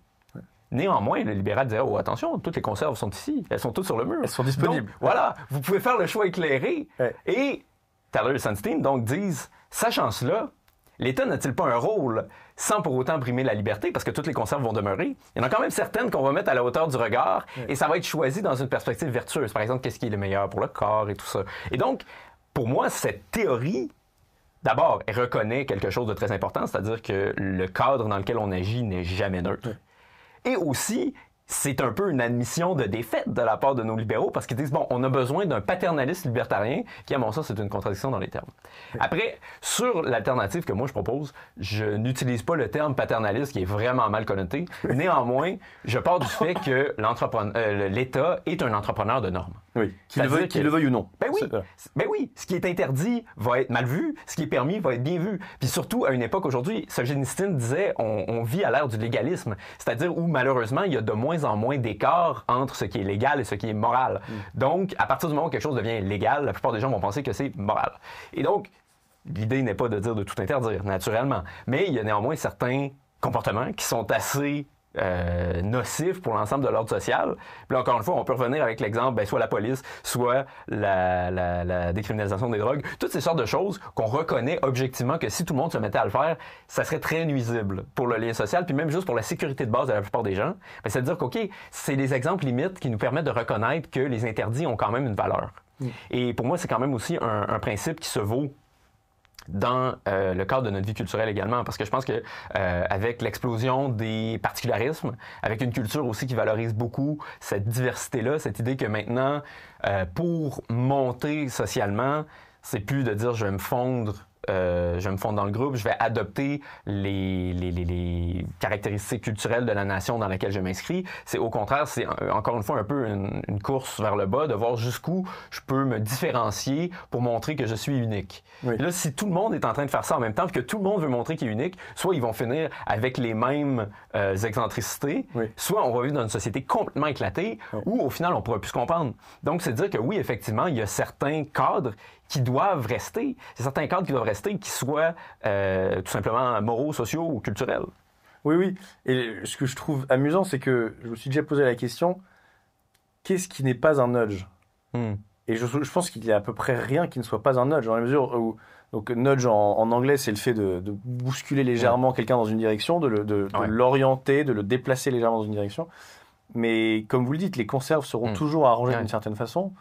En fait, ce qui n'est pas un nudge, c'est un interdit. Parce que le nudge a cette part d'hypocrisie où il dit non, t'es libre, mais va quand même dans cette direction, s'il te plaît. Alors que l'interdit est franc. Il dit ça, c'est mauvais. Puis je pense qu'on devrait préférer une société où il y a un petit nombre d'interdits qui nous permettent d'avoir ce plancher-là à partir duquel on peut exprimer notre liberté tout en étant capable de vivre ensemble. Plutôt que dans une espèce de, et j'aime pas utiliser ce mot-là, mais dans une espèce de totalitarisme soft, où la plupart des choses seraient permises, mais on aurait quand même toujours, par exemple, les publicités d'État. Moi, ça, là-dessus, je vais prendre mon regard d'observateur international, mais quand je suis en France, que je suis, par exemple, dans un taxi, et que j'entends une publicité pour une voiture, une Renault, et que ça finit en disant, pour les trajets courts, prenez la bicyclette. Je me dis, mais dans quelle société étrange suis-je? Parce que ça, c'est un pur nudge. Mais ça fait vraiment... On pouvait parler du père qui dit t'as pas le droit de faire ça, mais rendu là, je sais pas c'est quelle figure qui joue un peu le donneur de leçons, mais ça c'est le schtroumpf à lunettes en fait. On veut pas un état schtroumpf à lunettes. Donc effectivement, il va jamais y avoir un espace sans dirigisme, mais j'aime mieux un dirigisme franc qui dit voici ce que tu peux faire, voici ce que tu ne peux pas faire, là-dessus tu es libre. Que cette espèce d'hypocrisie où on dit « Ah oui, t'es libre de tout faire, mais va donc dans cette direction. » Puis au final, c'est beaucoup plus pervers parce qu'il y a beaucoup plus de surveillance. Pour le coup, c'est un thème qui passionne Christopher Lasch et qui avait parlé, une très belle formule, de paternalisme sans père, en disant que la mort de la figure paternelle n'avait pas emporté dans sa tombe celle du paternalisme. Et que dans une structure d'autorité à l'ancienne, entre guillemets, on peut s'opposer au père, on peut le critiquer, on peut s'énerver contre lui, mais il est là et il assume son rôle. Tandis que dans l'espèce de paternalisme plus diffus et plus bureaucratique, on ne sait jamais vers qui se tourner pour se plaindre. Quand on essaie de se faire rembourser un billet d'avion, on s'énerve contre la pauvre secrétaire qui n'y est pour rien, mais il faut bien que quelqu'un paye. Et donc on cherche un responsable, il n'y a pas de responsable. Arendt avait une très belle phrase là-dessus, elle parlait de tyrannie sans tyran, pour parler de la bureaucratie. Et donc il y a quelque chose de beaucoup plus insidieux, et ça recoupe un peu la distinction que faisait Charles Péguy sur les morales souples et les morales rigides, en disant qu'il y avait une sorte il y a quelque chose de plus insidieux dans le côté vous avez plus ou moins le droit de tout faire, mais en fait non. Et donc la façon dont beaucoup d'intellectuels disent post-libéraux, et c'est un mot que vous utilisez à plusieurs reprises dans votre ouvrage, c'est de dire il y a soit une normativité étatique assumée, soit une normativité étatique non assumée. Et à ce moment-là, il vaut mieux en effet être moins insidieux et dire voici la conception du bien qu'a l'État, sans que ça nécessite de devenir l'URSS ou un système de contrôle absolu. Ou alors, en effet, on reste dans l'hypocrisie un peu du nudge de je dis ça, je dis rien, j'incite forcément à faire ceci, mais chacun fait ce qu'il veut. Et là-dessus aussi, donc le nudge, c'est les libertariens qui vont jusqu'au bout de leur logique de notre neutralité de l'État et qui, in fine, renversent la chose et disent bon, finalement, en fait, on va quand même avoir une sorte de normativité à moitié assumée. Dans le bloc qu'on pourrait qualifier de la nouvelle gauche, donc l'héritage de Herbert Marcuse, pour le coup, leur paternalisme est extraordinairement assumé. On parlait de la relation à la minorité. On va les émanciper à leur place. On va faire la révolution pour elles, qu'elles le veuillent ou non. Et donc, il y a une sorte d'inéluctabilité du paternalisme, en quelque sorte, ou en tout cas de la non-neutralité de la posture du dirigeant, de l'État, qui finit toujours par avoir une conception du bien. D'ailleurs, on pourrait dire que, parlant de la nouvelle gauche, la cancel culture, c'est un peu une forme de ça, dans le sens que c'est certainement un nudge envers ceux qui prennent position dans la vie publique ou même juste tout simplement en tant que citoyen, de ne pas dire certaines choses. Parce que ce qui est intéressant avec la cancel culture, c'est que, bon, à part à l'exception de la France, où encore une fois, je me permets de le dire, vous avez des lois franchement bizarres, vous allez donner des contraventions à des gens parce qu'ils ont mal parlé sur un plateau, ce qui pour un Nord-Américain semble effectivement complètement autoritaire. En fait, la cancel culture, c'est foncièrement une dynamique de cours d'école. Je veux dire, c'est le petit Mathéo, il a dit telle chose, il faut l'exclure du groupe, en fait. C'est juste toi, tu joues pas au billet avec nous. Foncièrement, c'est le même phénomène qui est appliqué chez les plus vieux. C'est la même chose. C'est la figure de l'étudiante américaine dans les séries qui dit cette table est prise quand il y a une autre qui veut s'asseoir à la même. Oui, exactement.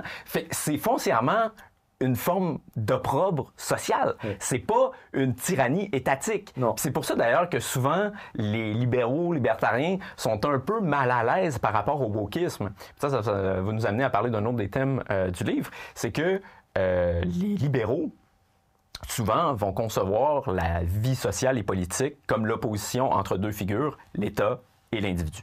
Comme s'il n'y avait absolument rien entre les deux. Alors que les gens plus lucides, peut-être, verraient qu'il y a aussi les institutions, cette espèce de zone grise entre les deux, qui ne sont pas contrôlées par l'État, qui ne sont pas contrôlées par le pouvoir politique. Les universités, par exemple, c'en est un exemple, les médias, toutes ces institutions-là qui, à travers une dynamique spontanée, c'est-à-dire le fait que certaines idéologies ont pris racine davantage à l'université, ensuite que les diplômés de ces mêmes universités ont investi de manière disproportionnée ces institutions-là en amenant leurs idées avec eux, ce qui était prévisible. Ensuite, c'est souvent de ces institutions-là que le wokisme est parti. Mais si on est dans une perspective où il existe uniquement l'État et l'individu, on ne sait pas trop comment les dénoncer, parce qu'on peut dire, c'est la liberté de telle université, par exemple, d'exclure des auditeurs de son campus, d'exclure des orateurs parce qu'ils n'ont pas les propos qu'ils aiment. Puis d'ailleurs, à travers une grande supercherie, certains recteurs, pour ne pas les nommer, vont se mettre à répéter la rhétorique de la liberté académique, en disant, attention, c'est notre liberté comme université d'exclure le libre débat avec des gens qui seraient un peu plus conservateurs. C'est un travestissement absolu du terme. Et c'est pour ça d'ailleurs que je pense qu'il faut avoir un regard qui est plus, certains diraient post-libéral, mais de dire, OK, à partir de maintenant, il faut se poser la question qui est le tabou ultime pour les libéraux, qu'ils ne veulent jamais poser depuis un siècle. Qu'est-ce que je dois faire de ma liberté? Qu'est-ce que je dois faire de ma liberté? Comment agir de manière vertueuse? Comment être heureux? Comment vivre ensemble? Ces questions-là qui ont tout fait pour ne pas poser, mais qu'aujourd'hui, en fait, la déconstruction nous amène par la force des choses à se poser parce qu'elle nous frappe, en fait, en pleine figure. Mais justement, une façon de mettre en parallèle les deux conceptions de la liberté, c'est la liberté négative est incapable de penser la liberté au long terme.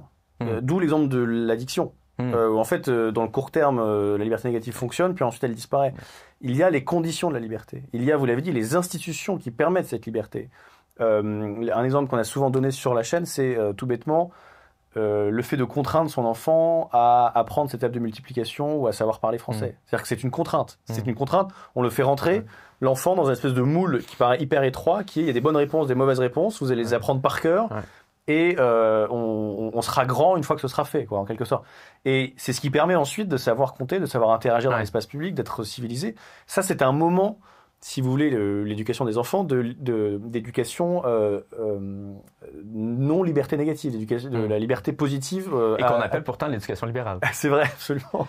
Mais d'ailleurs, sur ce concept-là, c'est super intéressant, parce que quand on regarde même des penseurs qui, à mon avis, sont des grands pionniers ou précurseurs du libéralisme progressiste, par exemple John Stuart Mill.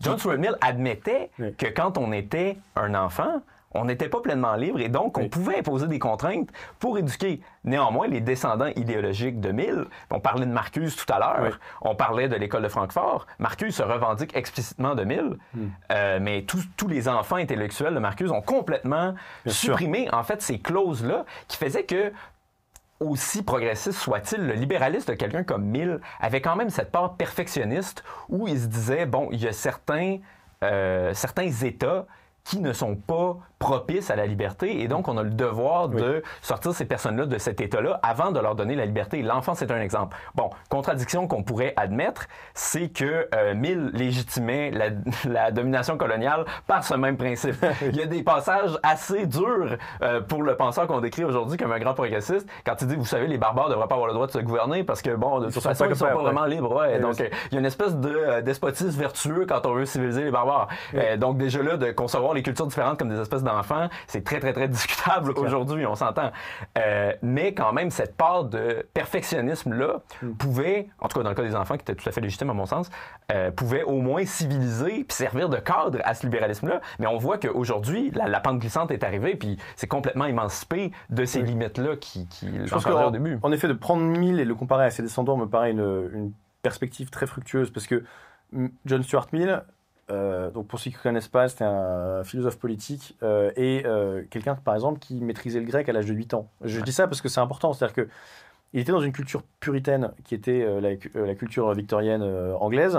Et donc forcément, dans ce contexte, on peut comprendre une espèce de soif d'un petit peu plus de liberté individuelle et d'assouplissement des normes. Et donc, il écrive des phrases comme la tyrannie de la coutume, etc. Mais en effet, lui, il savait parler grec. À l'époque, il avait une éducation autrement plus étouffante et restrictive sur les classiques, les grands textes, etc. Et lui gardait en effet une clause, déjà une clause occidentaliste, entre guillemets, en disant « mon texte s'applique aux Occidentaux ». Et une clause majoritaire qui est de l'air de dire on peut en quelque sorte basculer dans la liberté négative où chacun fait ce qu'il veut tant que ça n'empiète pas sur les autres, donc le fameux principe de non-nuisance, qu'une fois que les personnes ont fini leur éducation en quelque sorte. Et il y a une sorte de tension là-dedans qui est pourquoi, à partir de quel âge, est-ce que c'est à partir de 18 ans, 21 ans selon les pays, ou d'un seul coup je n'ai plus rien le droit de vous dire parce que vous faites ce que vous voulez dans votre coin, qui suis-je pour juger, etc. Et c'est vrai que de certaine façon, les progressistes, disons plutôt que les libéraux, mais les progressistes d'après, notamment post-68, c'est Jean-Pierre Le Goff qui en parle très bien, le sociologue, dans les années 70, le courant pédagogiste en éducation fait sauter cette clause et peut-être cette contradiction en poussant le projet libéral à bout, peut-être dans les deux sens du terme, en disant désormais la liberté négative sera pour tout le monde, à tous les âges. Et Le Goff exhume même des citations ahurissantes d'intellectuels pédagogistes qui décrivent l'autonomie infantile. C'est-à-dire que vraiment, en poussant la logique à bout, l'enfant de 6 mois Qui suis-je pour lui dire que on a vu, vous parlez de Peter Singer, qui pousse même cette logique sur les animaux.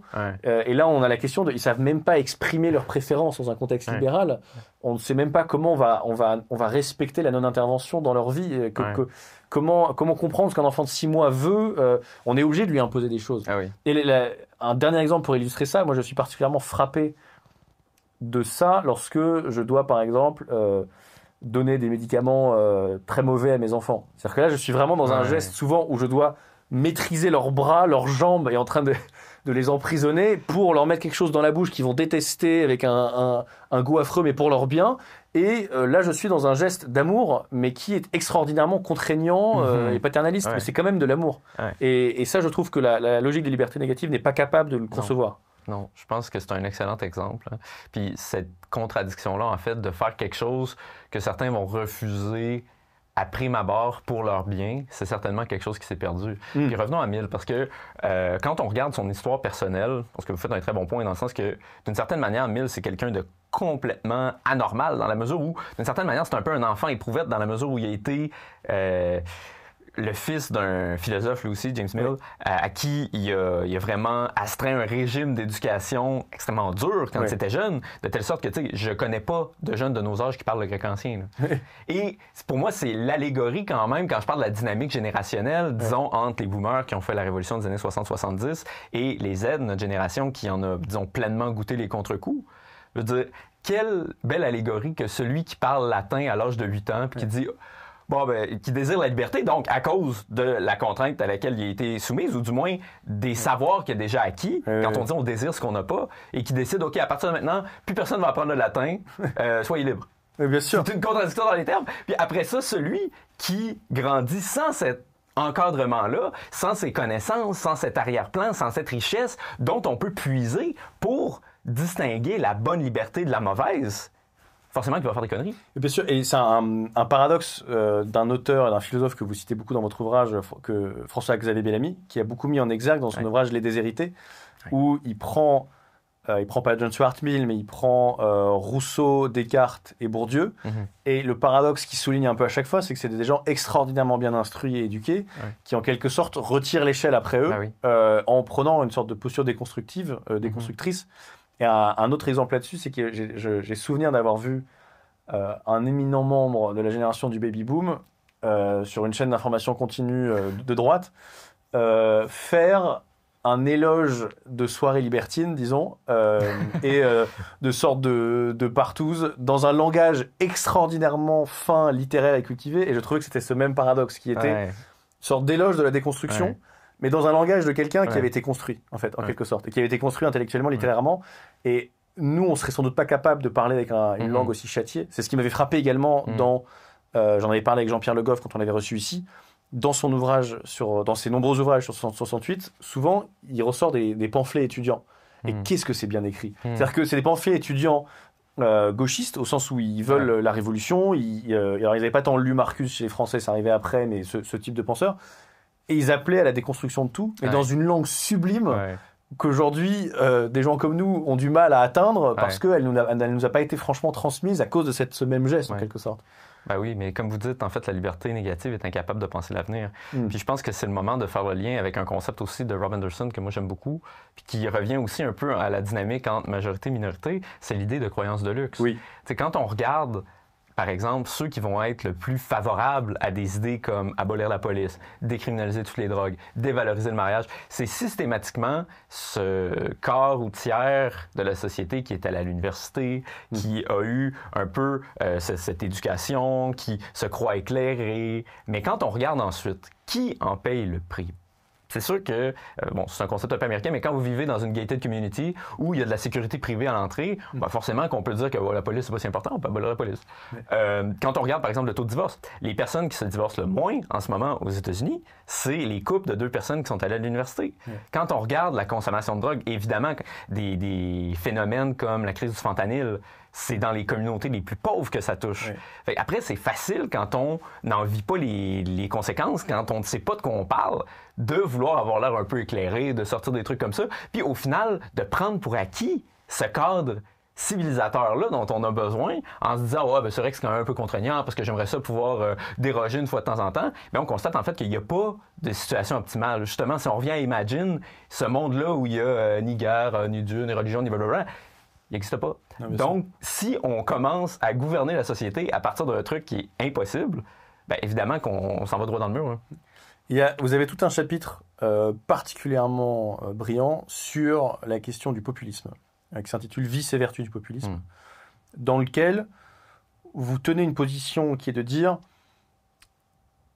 électoralement à certains égards, le populisme est une force un petit peu inévitable, dans la mesure où elle est en dynamique, on traverse une vague populiste qui ne s'arrête pas pour l'instant en Occident, mais il y a une différence fondamentale entre la contre-culture et une contre-élite. Ouais. Quelle est cette distinction? D'abord, si on revient à la pertinence du populisme aujourd'hui, je pense qu'on a fait beaucoup l'anatomie de la pensée de gauche. Il faut voir aussi comment la pensée de droite s'est reformulée par rapport à ce changement-là de la figure du peuple. C'est-à-dire, si on simplifie un peu ce qu'était la coalition de la droite par le passé, ça d'ailleurs, peu importe le pays, grosso modo, c'était les conservateurs et les libéraux ensemble contre un ennemi commun, le communisme. Oui. En France, ça peut être d'un côté les gaullistes et les giscardiens, conservateurs libéraux, qui s'entendaient pas sur tout, mais sur une chose, qu'ils ne voulaient certainement pas être dans une société communiste. Oui. Néanmoins, une fois que le totalitarisme n'existe plus, cette coalition perd un peu de son sens.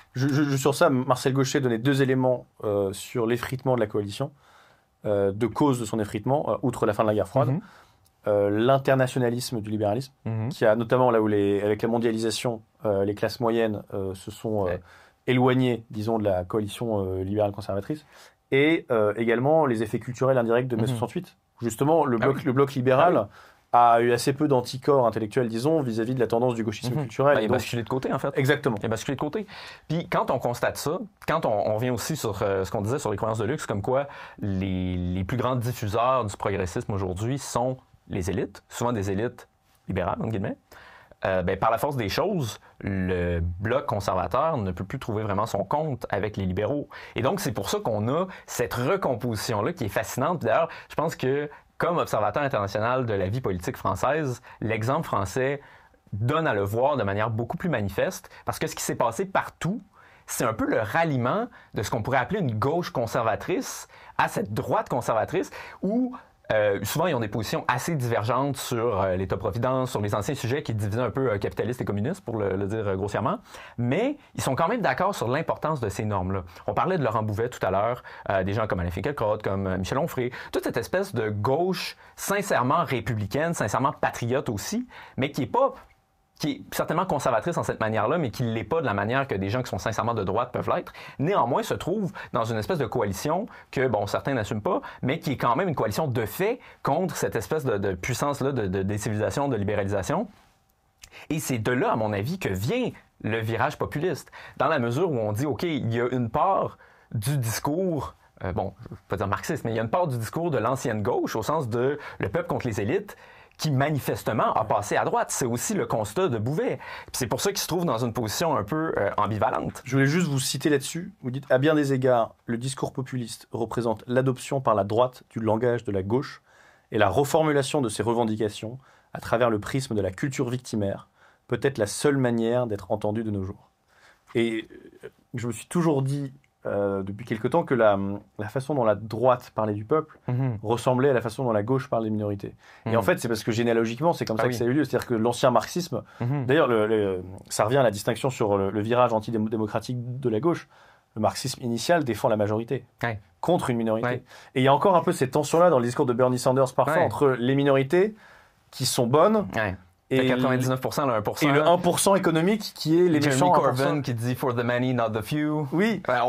Corbyn ne dirait pas la même chose en matière identitaire. Oui, exactement. En matière identitaire, il dirait « for the few, not the many ». Et en matière économique, c'est « for the many, not the few ». Exactement. Et c'est un peu une tension qui les traverse. Exact. Donc, on a ce renversement-là qui, à mon sens, explique un peu pourquoi la droite, à peu près partout, a fait ce basculement-là populiste. Puis je dis pas ça de manière stigmatisante, je le dis en disant que sur le spectre, disons, entre défense de l'élite par principe, défense du peuple par principe, ils ont bien vu que les valeurs conservatrices qu'ils défendaient sont davantage passées du côté du peuple, donc ça explique la mutation. Fait à ce moment-là, de savoir si c'est bien ou c'est pas bien, c'est un peu accessoire à notre c'est une mutation électorale. Ben voilà, parce que c'est une dynamique sociologique. Après, je pense qu'il y a cette question-là, justement, comme vous dites, contre élite, contre culture. Beaucoup de ce qu'on a critiqué depuis le début de l'émission, avec la liberté négative, avec les effets de mai 68, ça s'inscrivait sous le signe de cette contre-culture-là. De dire que le principe dominant, c'est la critique de la culture actuelle. Puis, admettons-le, la droite, particulièrement la droite populiste, le fait en masse. Parce que, bon, il y avait des choses à critiquer. Quand on parle du politiquement correct, par exemple, certainement que si on juge que la culture contemporaine est gangrénée par une espèce de principe de censure qui empêche les gens de dire le réel, ben, on veut une contre-culture pour contrecarrer le politiquement correct. En soi, il n'y a rien de mal là. J'ai souscrit un certain point. Une posture dissidente est nécessaire dans ce contexte. Voilà. Si on juge qu'effectivement, les élites sont devenues trop progressistes, si on veut exprimer un certain conservatisme, il faut le faire sous le signe de la distance. Néanmoins, les révoltes populistes, entre guillemets, qu'on pense à l'élection de Donald Trump en 2016, au Brexit, même au fait que Marine Le Pen sera au second tour, en 2017, tout ce moment-là, ça fait 10 ans. Et puis, supposons qu'il y avait un certain ras-le-bol qui s'est exprimé à ce moment-là, un besoin de changer de cap qui s'est exprimé. Je pense qu'on peut se demander aussi aujourd'hui, est-ce que la finalité de ça, c'est de continuer dans cette espèce de climat délétère, de polarisation, d'épithètes, de violence rhétorique aussi, qui souvent est le cas du populisme, pour dénoncer. Mais moi, par exemple, je n'aspire pas à créer une espèce de contre-culture pour un blanc fâché. Là. Je veux dire, au contraire, c'est même le genre de truc qui me repousse profondément dans le populisme quand on est là-dedans. T'sais, par exemple, une figure comme Andrew Tate, que je sais que vous avez beaucoup critiqué vous aussi, pour moi, ce n'est pas une figure conservatrice. C'est certainement peut-être une figure contre-culturelle, ça c'est clair. Mais par exemple, si on croit à la famille, qui est une institution qui permet de réunir justement les hommes et les femmes dans un contexte vertueux, avec les enfants aussi, on ne croit pas à un pimp comme Andrew Tate qui vante l'exploitation des autres. Je veux dire, c'est une rhétorique de conflit qui n'est pas particulièrement différente d'une certaine forme de wokisme qui mène à un affrontement entre deux groupes. Là. Donc, certainement, quand on voit ça aujourd'hui, on peut se dire, OK, est-ce que c'est vraiment ça qu'il fallait faire? T'sais?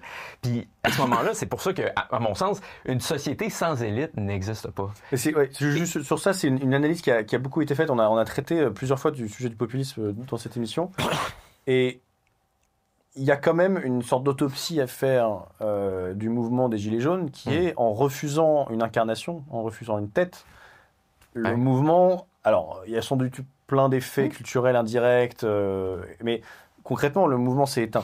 Et je pense que c'est ce refus de l'incarnation, ce refus même en quelque sorte, de la volonté d'avoir des élites, de la volonté d'être gouverné. Parce que le seul consensus au sein d'un mouvement gazeux, c'était le RIC, référendum d'initiative citoyenne, qui est une façon de dire nous ne voulons pas d'élite, nous voulons décider uniquement par nous-mêmes.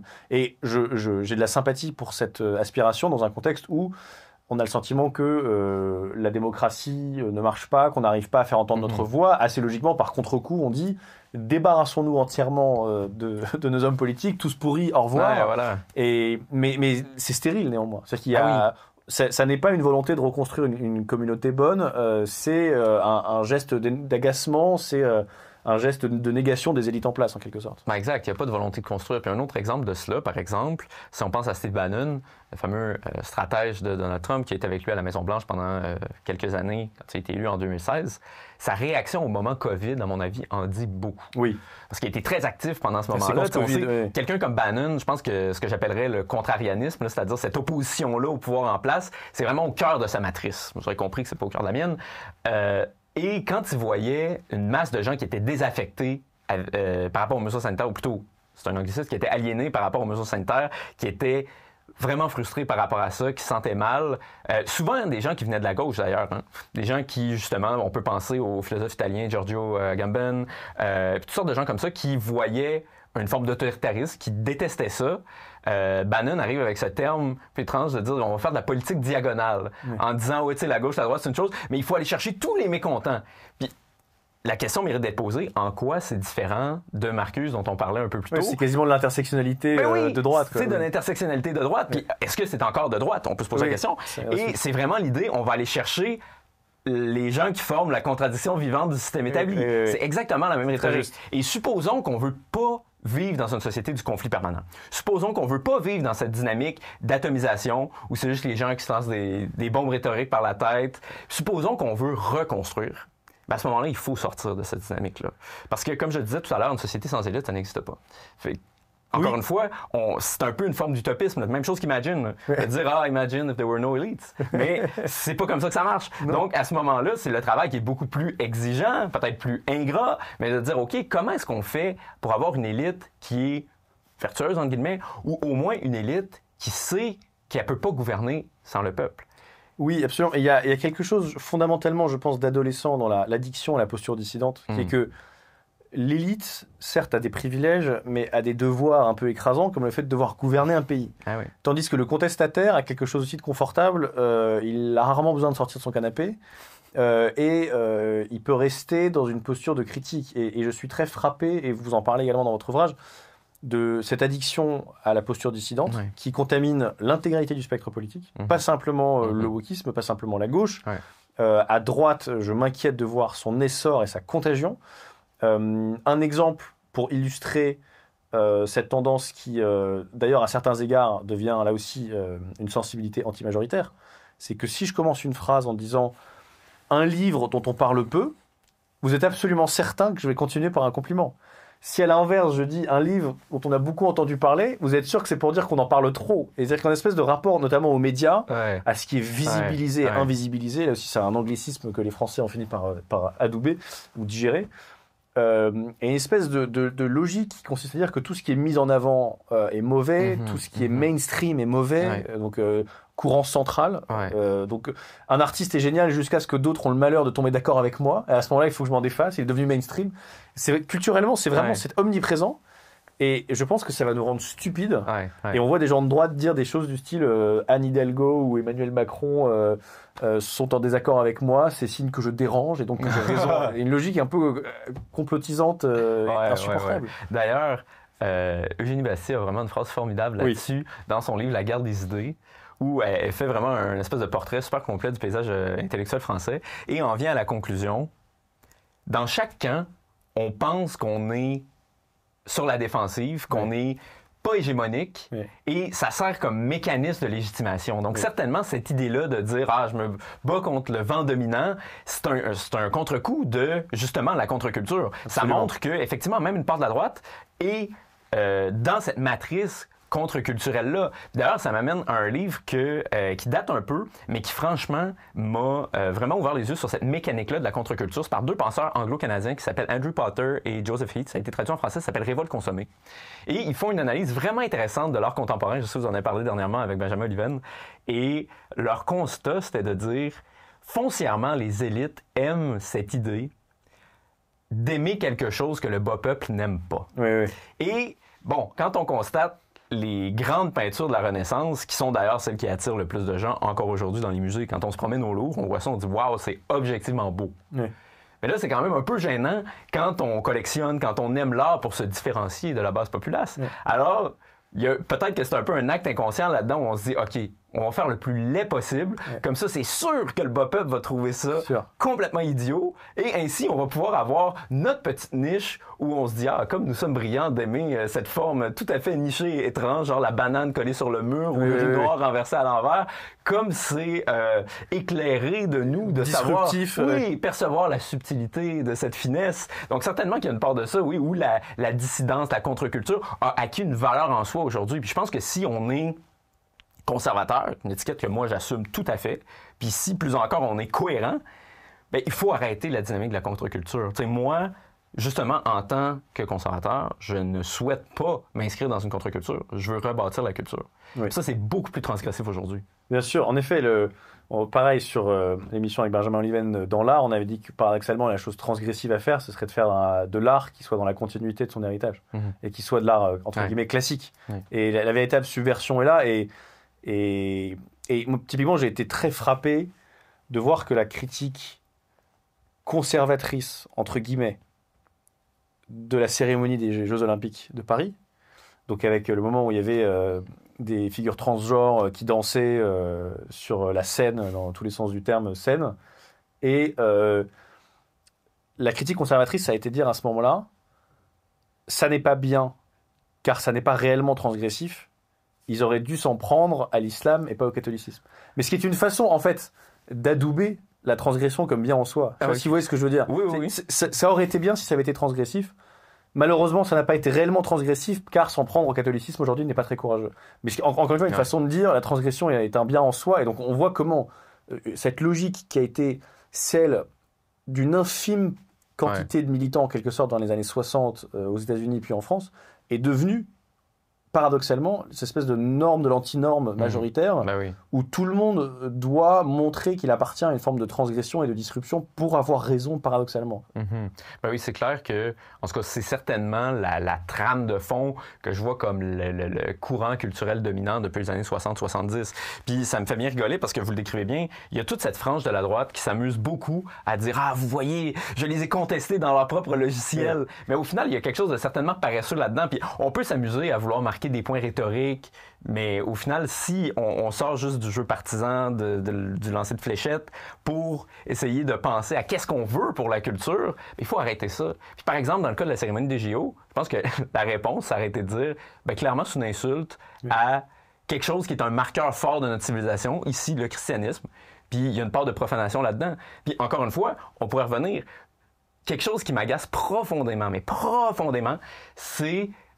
encore une fois, tous ces conservateurs-là qui sont de bonne volonté, qui critiquent le wokisme en disant « Oh là là, ce qui est vraiment agaçant avec les woke, c'est qu'ils ont cette vision du bien et du mal. » Bien sûr. Évidemment, mais j'espère que le bien et le mal ont leur place en politique. J'espère qu'on est capable de réfléchir au-delà de la question secondaire de la liberté, puis qu'on peut se dire « OK, qu'est-ce qui est vertueux pour l'ensemble du corps social? » Puis c'est, à mon sens, la pire critique à faire au woke que de dire ça. Dans le sens, d'une certaine manière, au moins s'ils ont une vision du bien, mais ils ont le mérite d'avancer à visage découvert, contrairement à ces libéraux-là qui poussent une vision du bien, mais qui vont dire « Ah, ben c'est la liberté, nous on s'en mêle pas, on est neutre axiologiquement et tout ça. » D'ailleurs, c'est comme quand on dit « Ah, c'est les nouveaux curés. » Les nouveaux curés, mais pourquoi? Puis surtout, là, ça serait l'hypocrisie ultime. Si c'est un conservateur chrétien qui dit « Ah ouais, c'est les nouveaux curés. » Toi, tu les aimes pas, les curés? Bien sûr. C'est cette adhésion-là à la mentalité déconstructrice qui est complètement paradoxale. Bien sûr. Et c'est un peu la faiblesse, avec tout le respect que j'ai pour lui, de Philippe Muret, qui note à juste titre le renversement de « il est interdit d'interdire » à quelques décennies plus tard, il est interdit de ne pas interdire et la société de toutes les interdictions, mais qui fait jamais le lien entre les deux. Comment un excès peut en engendrer l'autre. Et il y avait un article de Jacques de Guibon que j'avais trouvé intéressant il y a un certain temps qui montrait comment le mot moral était devenu péjoratif à droite. En soi, c'est fascinant quand on y pense. C'est-à-dire que le mot moral, 9 fois sur 10 dans l'espace public, est utilisé de façon péjorative. Vous avez vu, il y a votre morale les coloniales, votre morale écologiste. Mais la question n'est pas... c'est horrible, ils ont une morale. C'est justement, c'est horrible, ils n'en ont pas. Et d'essayer, à partir de là, non pas de façon autoritaire ou coercitive, mais de rentrer dans cette exigence, de tomber d'accord sur des exigences partagées, sur des normes partagées, évidemment avec une souplesse, une part de liberté. Et sur ce point, je voulais interroger un petit peu, ça fera toujours le lien avec le populisme. Vous citez du côté de la gauche conservatrice, et vous reliez ça au populisme, des formules comme bon sens, sens commun, décence commune, etc. Et je trouve ces formules intéressantes, mais paradoxales, parce que d'un côté, elles admettent l'inéluctabilité d'une normativité commune, mais en quelque sorte, elles restent quasiment libérales, je pourrais dire, parce qu'elles n'osent pas soulever le capot pour rentrer vraiment profondément dans la question des vertus. La décence commune, c'est quoi? Qui pense quoi? Quelle vertu? Si on prend un point de vue platonicien, Platon va dire le plus important, c'est la figure du bien tout en haut, et après, juste en dessous, la vérité, la beauté, la justice, et il rentre dans une définition des termes, et il fait tout cet effort-là.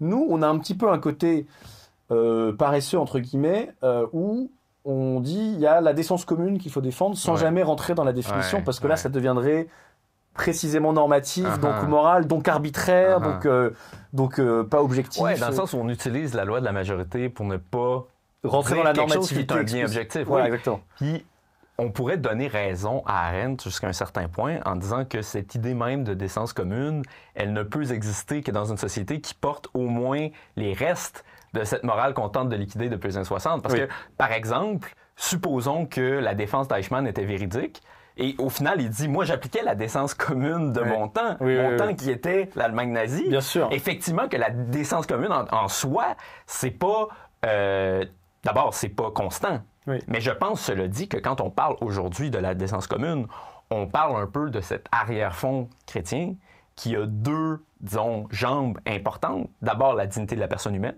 Oui. L'égalité qu'on reconnaît entre les personnes, qu'on peut pas juste agir de manière mauvaise envers quelqu'un ou sous-entendre qu'il serait inférieur aux autres, qu'il n'aurait pas la même valeur intrinsèque que les autres personnes. C'est une partie importante de la décence commune. Et la seconde partie, c'est aussi la considération pour les plus vulnérables. Cette idée qu'on peut pas voir des gens qui souffrent, par exemple les sans domicile fixe dans la rue, sans avoir au moins un petit pansement au cœur, puis se dire, OK, clairement, il y a des gens ici qui vont pas bien, puis qu'on a un certain devoir de les aider. Puis, si vous me demandez c'est quoi, à mon sens, la décence commune, je pense que c'est ces deux choses-là. Je pense aussi que la plupart des penseurs de gauche dont on parle, chrétiens ou non par ailleurs, reconnaîtraient qu'ils adhèrent à ces valeurs-là. Mais ces valeurs-là ne viennent pas de nulle part, effectivement. Oui. Et une autre difficulté aussi, c'est la possibilité d'une indécence commune à un instant T. C'est-à-dire qu'il existe des sociétés dans lesquelles c'est la norme. Et là, à ce moment-là, il faut en effet une contre-culture. Il faut autre chose, quoi. Et c'est un sujet que j'ai évoqué précédemment sur Transmission. Mais si vraiment on adhère au diagnostic populiste, qui est souvent de dire qu'il y a eu un effondrement moral des élites, et que par ailleurs, autre prémisse, les élites contrôlent tout et le font mal. La conclusion logique de ça, c'est que les élites contrôlent tout, elles ont eu un effondrement moral, et donc forcément que cet effondrement moral a dû concerner le reste de la population. Il y a une espèce de paradoxe où l'immoralité que le populisme jette sur les élites en figure d'accusation, ce serait comme un œuf qu'on jette sur un mur, sauf que l'œuf ne dégoulinerait jamais jusqu'en bas et n'aurait aucune influence culturelle derrière. Et je trouve qu'il y a quelque chose d'un peu facile là-dedans. Et encore une fois, de parler du peuple comme la gauche parle des minorités, en les exculpant de tout, en quelque sorte. Oui, puis certainement que, disons, la faille philosophique de la rhétorique populiste qu'on pourrait décrire comme peuple vertueux, élite vicieuse, si on simplifie au max, c'est d'abord qu'effectivement, il y a ce ruissellement des normes qui finit par atteindre... Toujours. On parlait des croyances de luxe. Ben oui. Ouais. Et à l'inverse, il y a cette élite vertueuse, ou du moins qu'on doit espérer le retour. Donc c'est sûr que c'est pas blanc ou noir, puis c'est là un peu la faille du populisme, effectivement. Mais néanmoins, il faut quand même être capable d'espérer justement que cette dynamique-là peut être renversée.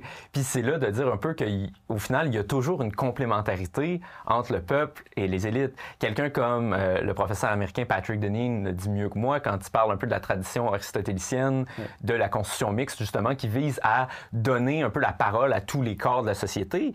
Personnellement, je vois dans la démocratie représentative contemporaine une forme de cette constitution mixte-là, dans la mesure où, oui, les élus expriment, entre guillemets, la volonté du peuple, dans la mesure où ils sont choisis par un vote, mais le simple fait qu'il y ait représentation fait en sorte qu'il va toujours y avoir un schisme entre les gouvernants et les gouvernés. Parce que les gouvernants sont à temps plein dans la vie de la cité, et au final, ils ont un pouvoir sur les gouvernés qui est beaucoup plus direct que celui que les gouvernés auront jamais sur eux. Donc, il faut se rendre compte, en fait, que autant les gouvernants, les élites, que les gouvernés et le peuple ne peuvent pas exister indépendamment l'un de l'autre. C'est là-dessus où on ne peut pas rejeter complètement tout élitisme, parce que c'est vrai que d'être un législateur, c'est un métier.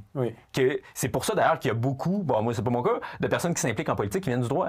Parce que si on veut écrire des lois, en général, c'est pas mal de savoir comment le droit fonctionne. Même chose, si on veut diriger l'État, c'est normal qu'il y ait des fonctionnaires de carrière, parce qu'il faut savoir, c'est pas facile de savoir, OK, un mémoire au Conseil des ministres, une réunion, un plan d'action, une politique cadre. Il y a toutes sortes de termes qu'il faut être initié pour savoir comment manier. Et c'est pas un mal en soi, parce qu'on vit dans des sociétés complexes. Néanmoins, ce qui est pas praticable, c'est d'avoir des gouvernants qui sont complètement dissociés des gouvernés, qui se mettent dans une posture où ils disent notre rôle, c'est en fait d'apprendre à tous ces malotrus comment vivre et comment s'émanciper de leur chaîne traditionnelle, blablabla, ou à l'inverse, ce qui est vraiment une réaction au premier phénomène, les gouvernés qui disent OK, on vous emmerde et tous pourris, puis au final, est-ce que ce serait pas mieux une société sans élite? Mais tout ça, c'est juste un cercle vicieux, en fait, qui se nourrit de part et Oui. d'autre. Et c'est pour ça que, en tout cas, j'espère qu'on est capable de sortir éventuellement de cette dynamique-là pour ce que, au final, le peuple se rende compte qu'il a besoin d'élites, d'abord pour assurer le gouvernement pendant que lui fait autre chose.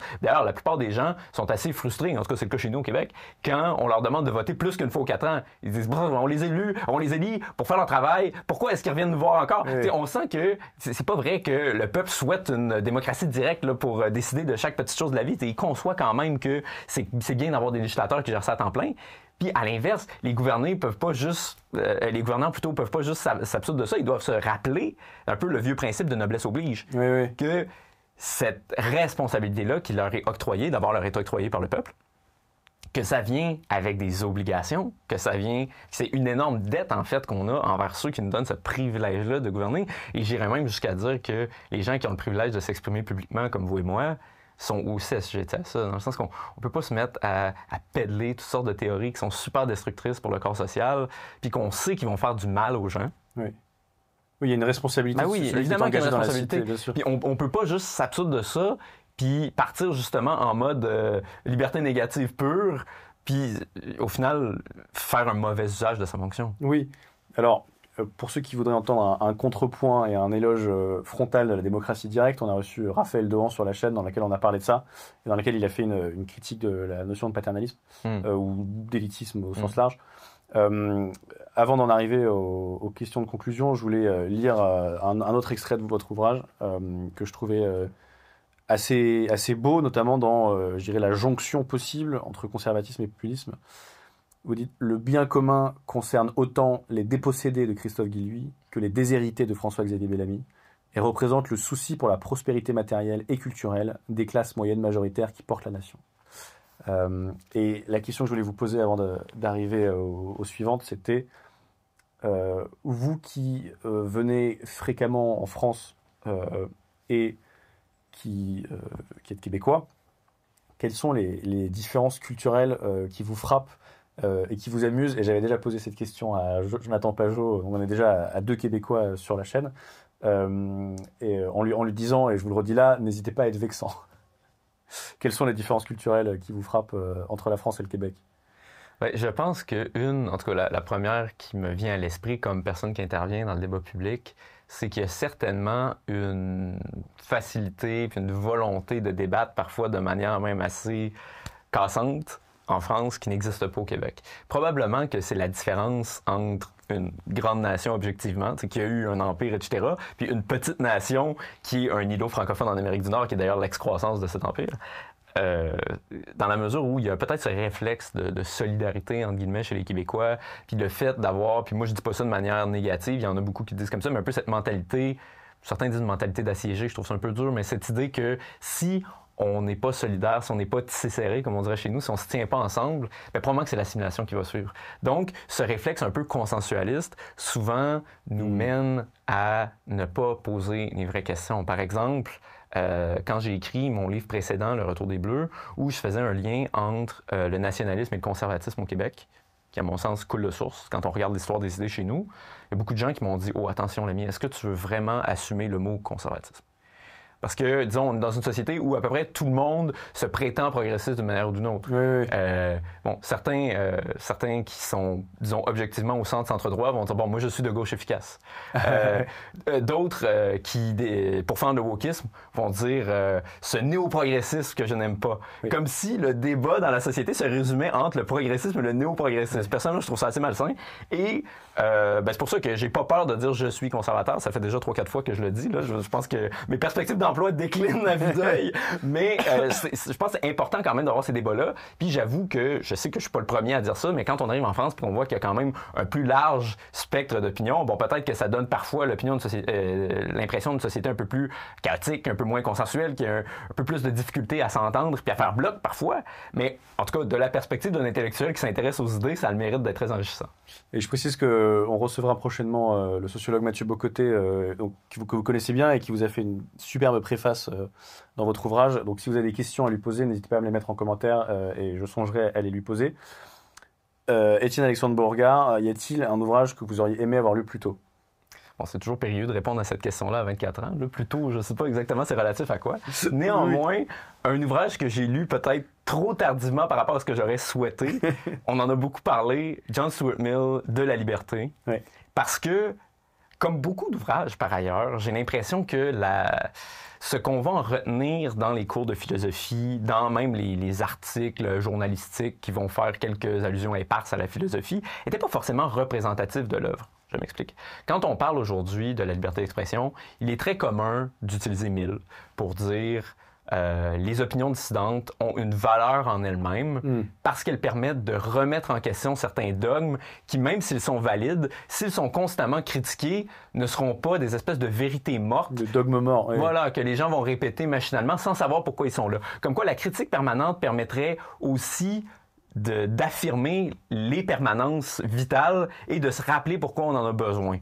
Bon, peut-être que ça marche d'une manière un peu diffuse, parce que c'est un peu ça que je décris quand je parle des Z par rapport aux boomers, mais on se dit qu'il y a quand même 50 ans de déclin de ces normes-là. Donc, c'est certainement imparfait. Puis surtout, quand on lit le reste de l'ouvrage de Mill, il y a toutes sortes de choses que les gens vont pas citer aujourd'hui, mais que pourtant certains, à gauche de la gauche, appliquent concrètement. C'est-à-dire cette idée-là que la dissidence a une vertu en elle-même. Oui.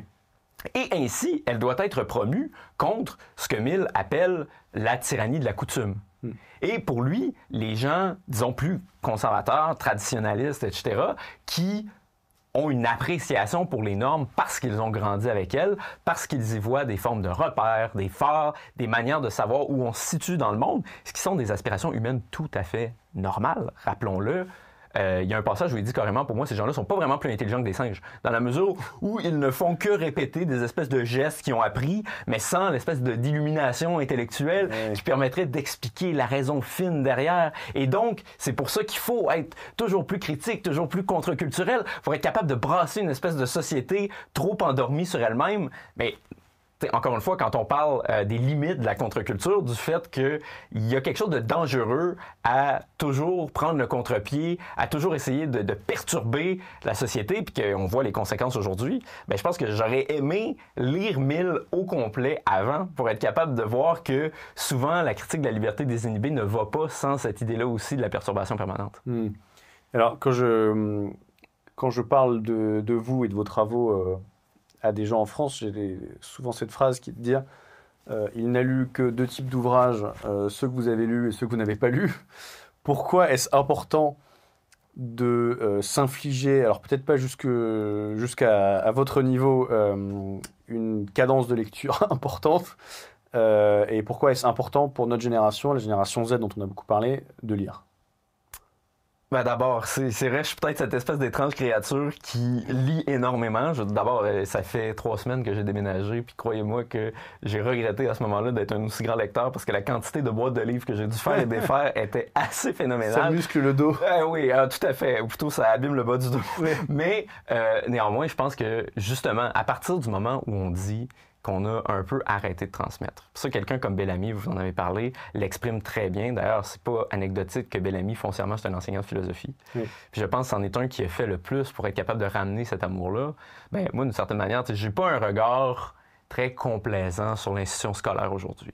Je fais partie de ce genre de personnes qui ont toujours eu la volonté d'apprendre, mais qui trouvent que l'institution en elle-même, peut-être un dogme mort, comme dirait Mill, fait pas très bien son travail, justement, d'amener la curiosité et d'amener cette volonté-là d'en savoir plus. Donc, moi, j'ai vraiment ce côté autodidacte où, en fait, toutes sortes de questions, puis ça, d'ailleurs, je l'ai déjà dit publiquement à moult reprises, j'en reviens pas que quelqu'un comme moi ait été capable de faire une licence en philosophie politique pendant 3 ans de cours à temps plein, sans avoir un seul cours sur le conservatisme, sans avoir un seul cours sur le nationalisme, qui est d'ailleurs pas un terme aussi stigmatisé qu'il est en France ou au Québec. Oui, c'est l'équivalent de patriotisme en France. Oui, voilà, c'est très consensuel. 70% des Québécois se disent nationalistes. Mais tout ça pour dire, la plus grande tradition intellectuelle de notre histoire et quand même un des 2 grands courants politiques sur 2 depuis le début de la modernité ne sont pas enseignés dans nos universités. Fait après, allez savoir pourquoi les gens qui sortent des universités sont plus progressistes que conservateurs. C'est sûr que si on te montre juste une moitié de l'échiquier, tu vas être tenté vers cette moitié-là parce que l'autre, tu la connaîtras pas. Mais si on a, disons, cette intuition précoce qu'on n'est pas exactement progressiste, ce qui était mon cas, pour savoir exactement ce qu'on pense, pour savoir aussi ce qu'on ne pense pas, parce que, tu sais, Mill, Marcuse, etc., j'ai pas lu ça à l'université, là. Il faut lire par soi-même. Il faut lire par soi-même. Puis je pense que des gens comme vous, des vulgarisateurs aussi, qui sont prêts à aller loin dans les questions, parce que c'est une conversation quand même très intellectuelle depuis une heure, là, ça permet justement cette démocratisation-là. Puis c'est bon qu'on termine justement en parlant des loges de la lecture, parce que je pense que ce que nous serions capables de rendre dans un échange comme ça de 1 heure 30, c'est infiniment plus riche de se plonger dans l'ouvrage puis vraiment de le méditer pour être capable d'en tirer l'essentiel. Puis d'ailleurs, ce que certains vont en tirer va être parfois très, très, très différent de ce que certains autres vont en tirer. Moi, ça m'arrive d'ailleurs que quand je lis un livre, j'en tire une chose, souvent par rapport au livre que j'écris à ce moment-là. Puis ensuite, quand je le relis 3 ans plus tard, je me dis « Ah merde, j'avais vraiment rien compris. » Puis j'ai une autre lunette complète sur le livre. Et on souligne pas les mêmes choses. Oui, exactement. Oui. D'ailleurs, vous me disiez jadis que vous preniez votre samedi, votre dimanche matin pour lire du réveil jusqu'au déjeuner. Et je suis très admiratif. J'aimerais avoir cette même exigence. Et je précise que, alors j'ai pas retrouvé l'un de votre trilogie chez moi, mais donc le schisme identitaire était le premier, où vous avez fait une généalogie du nationalisme québécois. Ensuite, il y a eu le Retour des Bleus, dans lequel vous analysiez au sein du nationalisme québécois un clivage, disons, entre progressistes et conservateurs. Et ensuite, là, plus récemment, Anti-civilisation, pourquoi nos sociétés s'effondrent de l'intérieur, préface de Mathieu Bocoté aux éditions Presse de la Cité. Qui est absolument remarquable, vraiment je pèse mes mots, c'est un grand ouvrage. Si vous voulez vous aussi à 24 ans avoir rédigé 3 livres, ceux qui ont plus de 24 ans ont le droit de sombrer en dépression en entendant cette phrase, eh bien il faut avoir la cadence de lecture d'Étienne Alexandre Bourgain et il faut lire, ça donne des propos riches, structurés et passionnants. Étienne Alexandre Bourgain, merci infiniment pour votre disponibilité. Merci à vous. Et à une prochaine fois avec grand plaisir. On espère. Ouais.